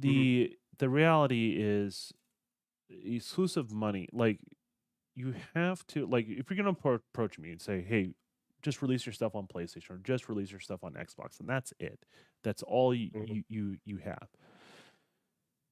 I would negotiate my possible lost sales by not releasing on that other platform. You got to upfront me that money for that exclusive rights. Reasonable, right? Like it's a reasonable take on that sort of stuff. Well, the debate of what potential sales you can get if you can go all out third party, if you're a third party developer versus pissing up half your fan base by not releasing your shit on another console or another piece of hardware, having it kind of walled off, does damage to the brand. Does that make sense? Sometimes you lose a generation of gamers by doing that. The cost is too Hmm. high. not only for the initial product, but now the cost comes in what happens if you do a sequel, a franchise. There's a tax on that. You have to think about that. And so when you take that approach where you just intentionally isolate against one platform, and it's different than, let's say, like a smaller developer that decides to, they only have so much money, so they have to release on a platform to get the ball rolling, if that makes any sense. Yeah. And then once they get the ball rolling, they release it on the other one. That's different than that, right? But when they're telling you can't release on the other stuff, are they recuperating their loss, or they be rather bet on yourselves? And that's what these developers or these publishers are saying. Like, we rather bet on ourselves and our own project. We don't know where your hardware is going to be from one generation to the other, so it would be silly for us to not be more open. And I think you're going to see that from EA. You're going to be seeing that from all these different companies. I think Nintendo's going to have a hard time getting third-party exclusives as well. Yeah, well, and that's the thing. So yeah, I don't know, but okay, let's move on to this other piece of news right here that just pretty much got confirmed. We heard rumors about it, and before that, there were other rumors that came out from the same guys in the media that was saying that Xbox is changing their mind and not putting Call of Duty on Game Pass. Well, Call of Duty got there was a teaser promoting June 9th, which is going to be the Xbox event. And right after that, kind of like what they did with Starfield, is going to do a deep dive into Call of Duty Black Ops 6. Well, anyway, they announced it, and it's saying it's coming day one to Game Pass. And what Yobi said earlier, which I made a mistake thinking it was just going to be Game Pass Ultimate. No, anybody that, if you own Core, as long as you own Game Pass, you'll get to play it day one. So, there are people that also have been media, I should say, that has gave this thought process of saying that Xbox can lose money by putting this game on Game Pass instead of just selling it outright. So the question I'm gonna ask you that question, but then a follow-up is pretty much, is it just now turning out that the media just wants to keep asking really weird questions because they may have a problem with Game Pass because of their biasness, or is it just something that is for engagement to just have people just talk about random shit that just I think seems it's like an it just doesn't environment make thing. sense? Like, if you Okay. surround yourself in a certain environment, people start thinking similarity. And so a lot of these companies saw a lot of success hating on Xbox last generation. Call it what it is, right? Their viewership was down, and then it skyrocketed right after the Xbox One launch controversy. Now the viewership on all these places is way lower than they ever have been. Yep. IGN is not even a half of their website viewership prior to the Xbox One launch. Not even half, and that was their all-time low at a time. And then Xbox One Did you hear launch. about their acquisition? We're going to talk about that too, I'm sure. Okay. I've been trying to avoid it. Yeah. I've been trying to avoid it. Yeah. Because Go I ahead.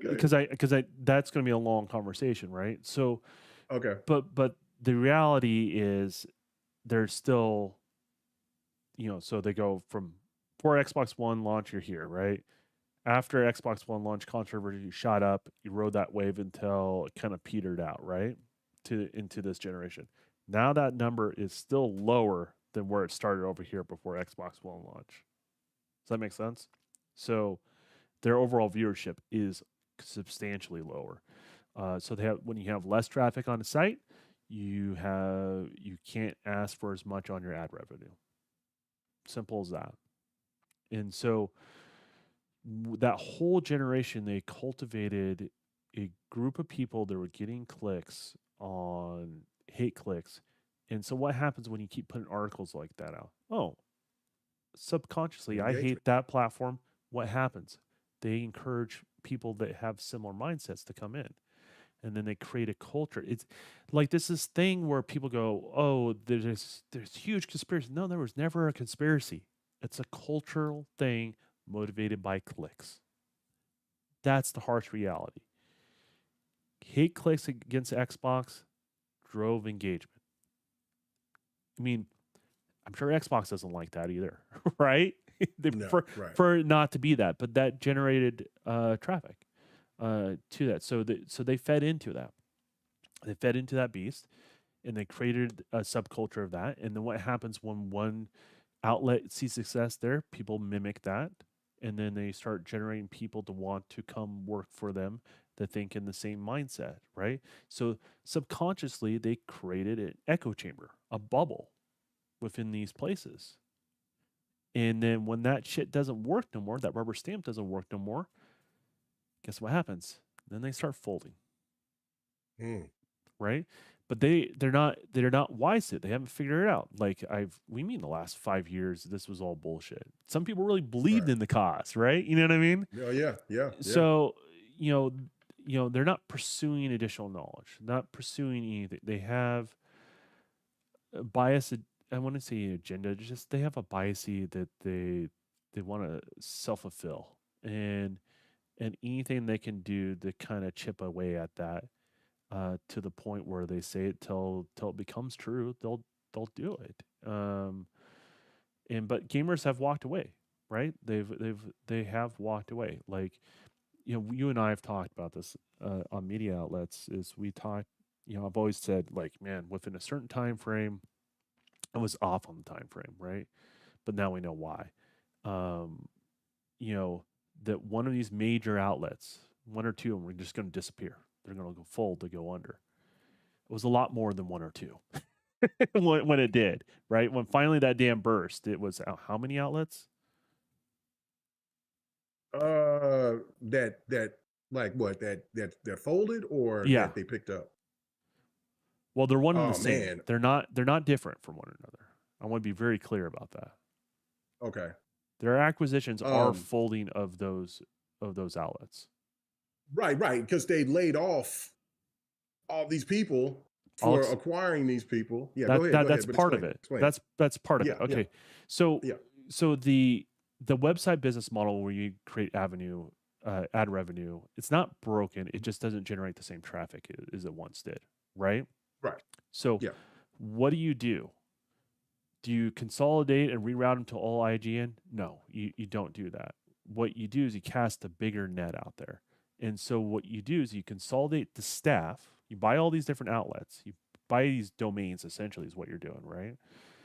And when you have like say a Ryan McCaffrey writes an article, well that article goes on every single one of their websites.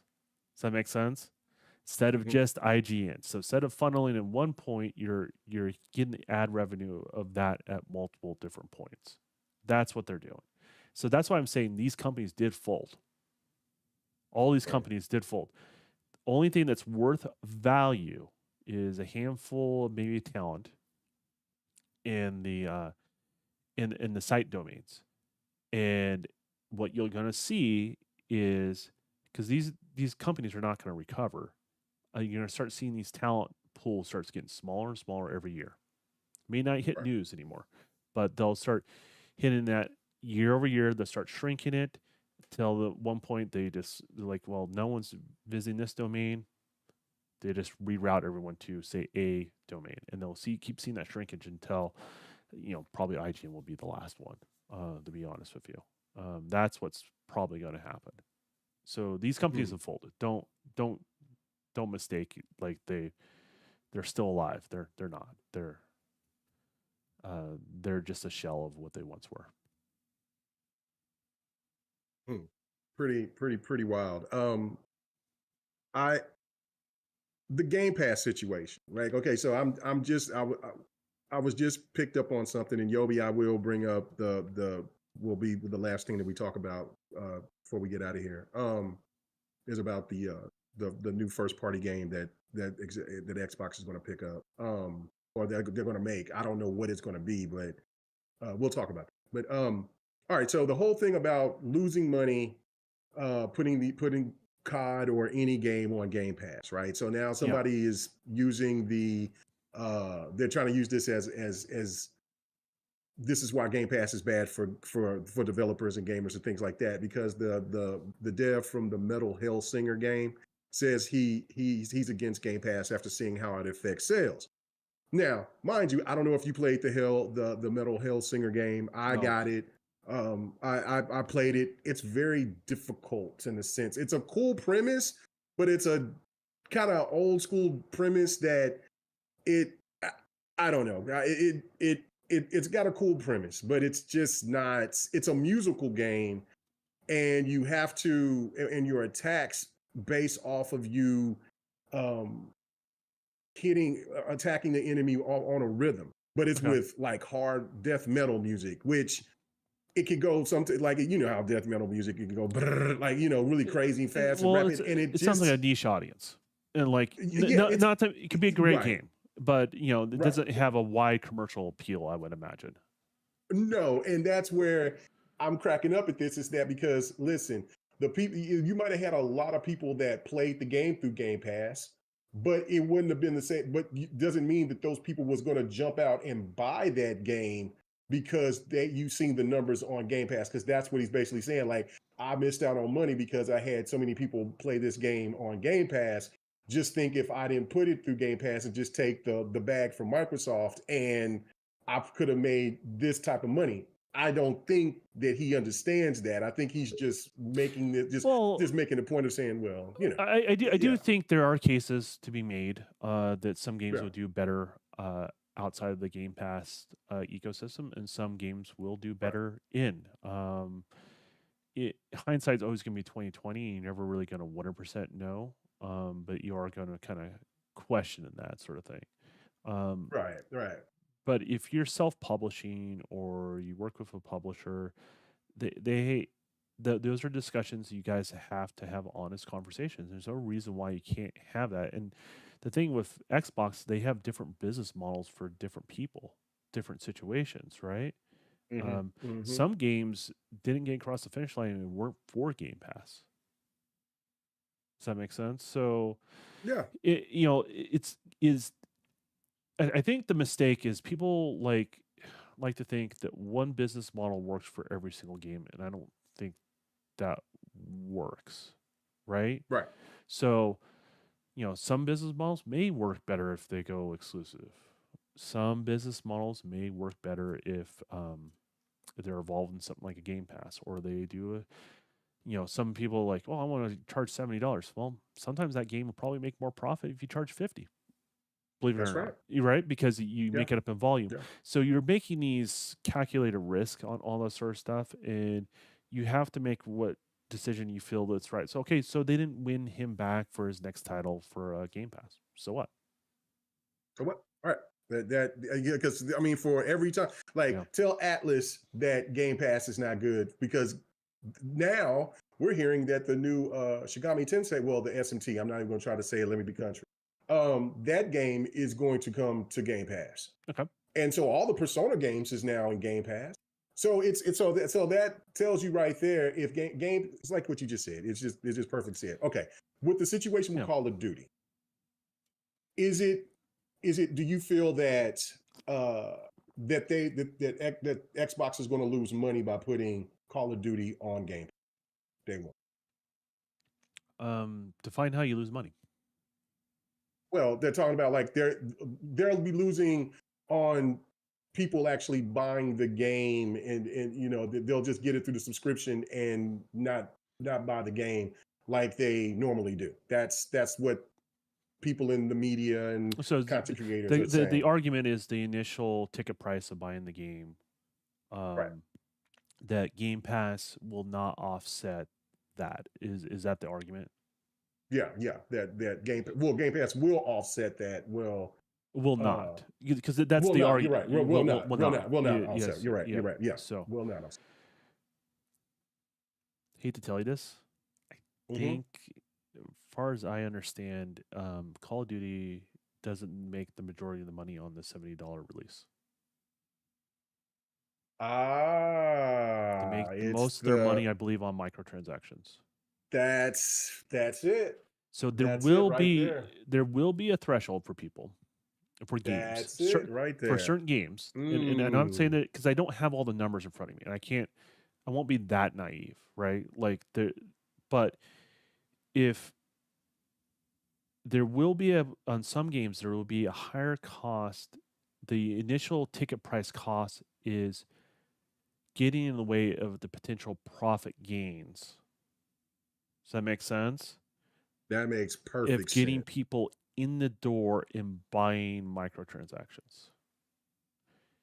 And so there is a threshold where if you spend too much money or it costs too much money initially in this space, you may not make as much money on the back end. Or you're like, oh, you take that hit up front, but you make way much more money on the back end. It's like the console. You need to clip. You need to clip that. You need to clip what you just said. But it's like the console market. People sell the console at a loss, but they know they're at least going to sell 3 or 4 games to that person, regardless of their first party or third party. It's the same. That's it right there. You're right. That's what we're talking about here. That's what the conversation actually is. And so if you have in Game Pass, what you have done is you haven't done the free to play model. You got them hooked on a subscription service, X number of dollars a month. Certain part of that always goes towards them putting that game in there. Do you think Call of Duty is going to grow Game Pass? Oh yeah, I do. So that revenue number is going to go up, right? So we talked about things like Hi-Fi Rush. Did the numbers really go that much more up putting Hi-Fi Rush? They can quantify that. They can see how many people downloaded Hi-Fi Rush, how many new users. They can look at that sort of stuff. So they're going to be able to do the same thing here with Call of Duty. The whole intent, the reason why they went through that whole freaking nightmare spending billions of dollars and dealing with the government, and let's be honest, regardless if you're left or right, the government sucks ass. Like every time you have to deal with them, they're not good people. Let's just call them what they are, right? They're not good people. And so the fact that they have to go to court and deal with the government and deal with all this sort of stuff, they went through all that because of Game Pass. I mean, it's why probably Sarah Bond is probably, you can see she's like a little nervous and a little bit, I would say, hesitant to answer questions of what's going on right now. She's kind of tripping over her own brakes, that sort of thing. It's because her baby is Game Pass. It is. It is. Like, that's her success. And she knows what it takes.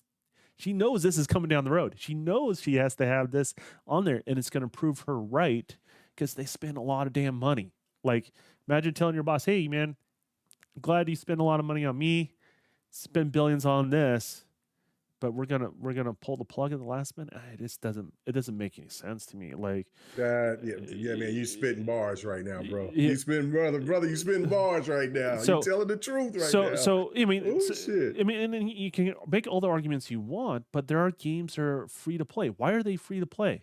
Why aren't they charging them money up front? Because they make money on microtransactions. Because they make money off the microtransactions. God damn it. Yeah. And you can't make that argument that Call of Duty doesn't have that user base. It has the user base. Every year we think Call of Duty, this is the last year they're going to do well.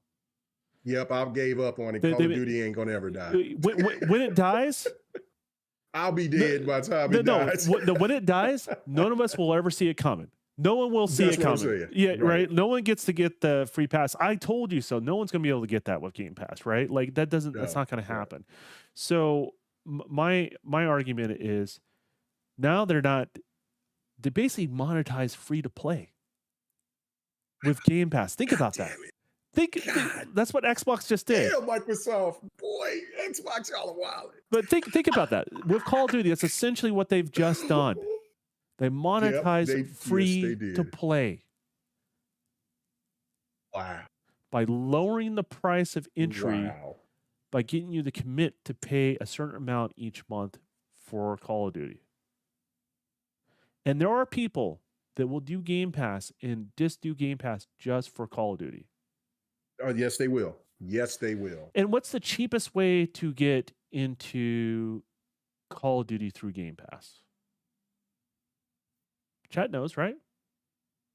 You're talking about it's going to be streaming it. What are you talking about? The cheapest way for a consumer to be able to play Call of Duty Mm-hmm. It's to stream it through Xbox Cloud service while paying for Game Pass. That's going to be their cheapest Goddamn it, way yes, to entry. And we're not done. Yep, $10. We're not done. If you already have a PC, you're good to go. You're good to go. Yep. They're green lining it on PC. Yep. And what's the next cheapest on the market? Is it a Switch or is it an Xbox One S? Xbox One S. What's cheaper than all those? Then a Switch. What's cheaper than all those? Cell phone. Last gen console. Oh, well, last gen console as well. Yeah. Guess what? Last gen Xboxes. They play Game Pass. Well, that was a stupid question for me because cell phones are more expensive. Cell phones are high as hell. I mean, I just bought one. Yeah, we just take it for granted. Just take it for granted because we all have one, right? But that's my point. The barrier to entry is so low through Game Pass, and it is, you can't say Call of Duty is not a platform driver as a third party, right? Anytime when they had exclusive marketing rights on PlayStation, it helped them. Anytime they had exclusive marketing rights on Xbox prior to PlayStation, it helped them. So where do you think this is going to go? If you get where we're going. So no, I got what you, man. Yeah. So I'm still in shock because it makes perfect sense now. It just makes perfect sense. Takes those doubts that people are plant there, and it makes them look a little foolish, right? It makes them look dumb as fuck. Yes. And I'm not a smart man. Yes, it does. I'm not a smart man. I'm just experienced, right?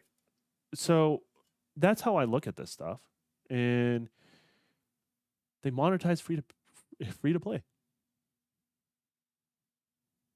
Yep. And they just did it.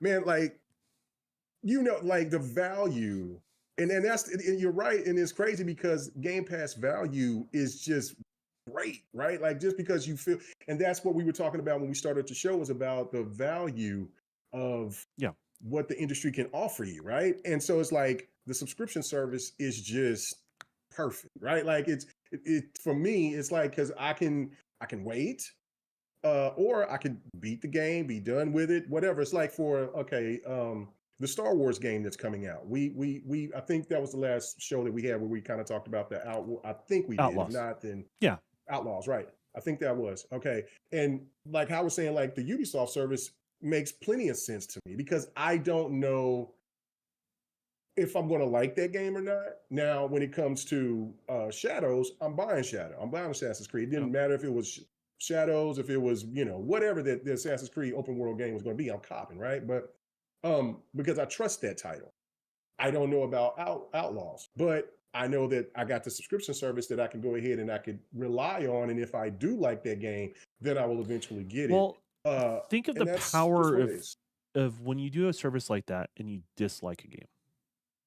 Right. Because there is damage. Delete and move on. Well, there's a damage to the consumer's mindset when you ask $70 or $80 or $100, whatever it may be.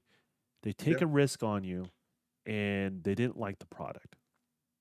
Because not everyone's going to like every product, right? So what does that leave you with that customer? You leave with an unsatisfied customer and you'll never make happy, and they're always going to feel ripped off, right?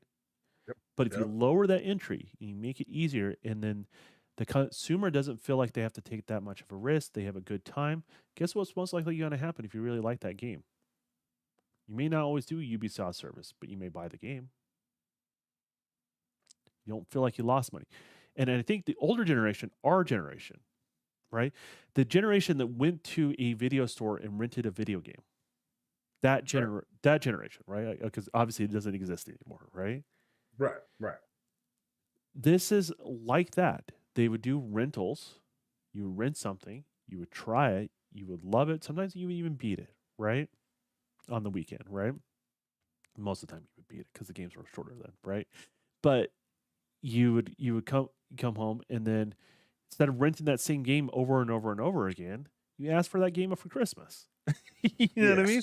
That's right. And then you would rent out other things, right? And then when you had a game that was shitty, you're like, well, that weekend was kind of ruined. I guess I'll pop in this game that I already own. You know what I mean?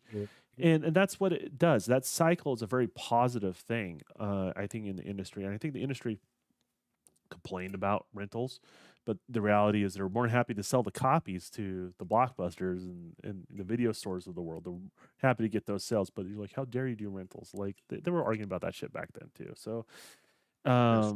industry as a whole. So, but there is now everyone's in the same financial ecosystem, and you what you want to do is earn the consumer's trust about spending money. That's what this is all about. Uh, Respecting your time and making it worth value. The experience's value sticks with you in a positive way. So, Right, and Game Pass does that. That's the thing, and it's yeah, crazy because the one thing of where we have talked about, and we've both talked about it with Xbox advertising. It's so hit and miss, and it's crazy that there's people that just don't know about Game Pass because of the lack of advertising. I think now it's going to get people's attention because I did see today where people was like, "What the hell is Game Pass?" yes. And that's it. And I guess Xbox was just waiting for the moment. It was like, look, we understand, Hellblade is not going to get everybody to jump on board on Game Pass. Neither will Persona, neither will this game, that game, the third, but Call of Duty will. So and then sure enough, Call of Duty is starting to get people to start asking, yo, what is this Game Pass thing? Does PlayStation have it? No. Does Nintendo have it? No. How do I get? PC Oh, have I it? can Yes. stream it to my Yeah. TV, or I can do this, or I I can do that. That's So it right. opens Yep. that window and starts making more sense Yep. to the consumer. And Mm, it takes a while for the consumer to kind of validate what's going on out there and see what the value is. It takes time. They know this. Microsoft understands yeah. the long game because people keep try to judge Microsoft in the short term of how they look at stuff, and that's not how they look Right. at stuff. They're a much bigger boat in the sea, and those waves don't have the same effect on that big ass boat, right? But it takes a while to maneuver that. You know what I mean? That Yes. that boat, and it's got the firepower. You just getting it lined up properly, getting it set up in the right direction, and once you've done that, it's going to be really hard to stop. I'm like legitimately, I want to be more. I was a fan of competition, regardless of the thing that I like is winning at things. Um, so I am concerned about the level of competition because they will wipe the floor with a lot of people. Um, Yeah. in regards to that, once they get pointed in the right direction, once they've earned their trust with the consumer and all that sort of stuff, it will be difficult to overcome. And let's say they did an exclusive partnership with Steam of something. They became partners. What would happen then? Well, Yeah, I mean, like, it yeah, like the landscape will change. Like that's the thing. Next generation, I truly believe hardware will be around for my whole entire lifetime. I will never see yeah, you har- you and me have different thoughts on that, but yeah, you, go ahead, like, continue. you just can't get around science. The fact that Right. speed of light can only go so fast, and latency is always going to be an issue no matter what you do. There's nothing you can do about it. So, that being the case, what the form factor of that hardware is going to evolve. That's without a doubt. How we see these platforms is going to evolve. It is going to change to some degree in regards to that. So that's kind of my take on this sort of stuff. So I think things are going to change. I'm excited about the changes as long as they're customer protecting the customer. I'm always kind of pro for that. And I think there's some also development changes that are going to be happening down the road. I'm already seeing it now, but that really will take place in the next 4 or 5 years. So Hmm. Yeah. Interesting. Yeah. Thank you, Yobi, for clipping that because that right there, like I don't know how I didn't put the two and two together, but that's the whole reason for the dev and the gamer. Like you just, for whatever that I miss, you hit, vice versa. But it just that was right there. Yep. Game Pass is just monetized free to play. That's just what it is. And it's genius because you don't feel like you're getting robbed. yeah, because You it's got all, yeah, that's the thing. Yeah. yeah, well, because Crazy. it is the if you Yeah. really, I mean, think about it. Like there are people who are going to get Game Pass just for this game. There are Yeah. people that are going to Yeah. own the competing platform because Game Pass is such a good deal, and all they do is play Call of Duty. Because there's gamers who are like that. They're like that, you know. Yeah. The They're, casual market is not well, I loyal. wouldn't even say casual. It's just there's a market of gamers who are just loyal to certain franchises. Like Madden's Right. one of those. NBA 2K is Yes. one of those. Mhm. Call of Duty is one of those, and that's like the only game they buy every year. Right. Like they just Right. buy one game. There's a segment of the market that's like that, and that you're going to see people that own the competing platform. But like, you know what? Game Pass is such a good deal. They'll just pay for Game Pass and stream it. That's going to happen. That's nuts. And, And then we don't forget about the mobile as well, because that's huge. yeah, the mobile's a weird for market. Call of Duty. Yeah, it is a weird market. I don't know how to really judge that because the potential for mobile is so high, right? Yeah. But the market trends that we see is not what, because I don't subscribe to if someone plays Candy Crush and they're not a gamer. They're a gamer. They're No, just they're a gamer. Yeah. they're just No, not they're the a gamer. same type of gamer as say as me. They don't Right. have share the same interest, right? Um, Right. and when you look at that demographic, a lot of the mobile market, depending on what region, it's not the same demographic on the mobile market it is like on PC and console. So the potential is really huge, but will we ever get those? And the market trends don't show that unless you're in like Asian type countries. So Korea, you see a uptake. China, a huge uptake on that. Japan, you see a huge uptake on it. There's something about a small form factor that's appeals to that crowd for whatever reason.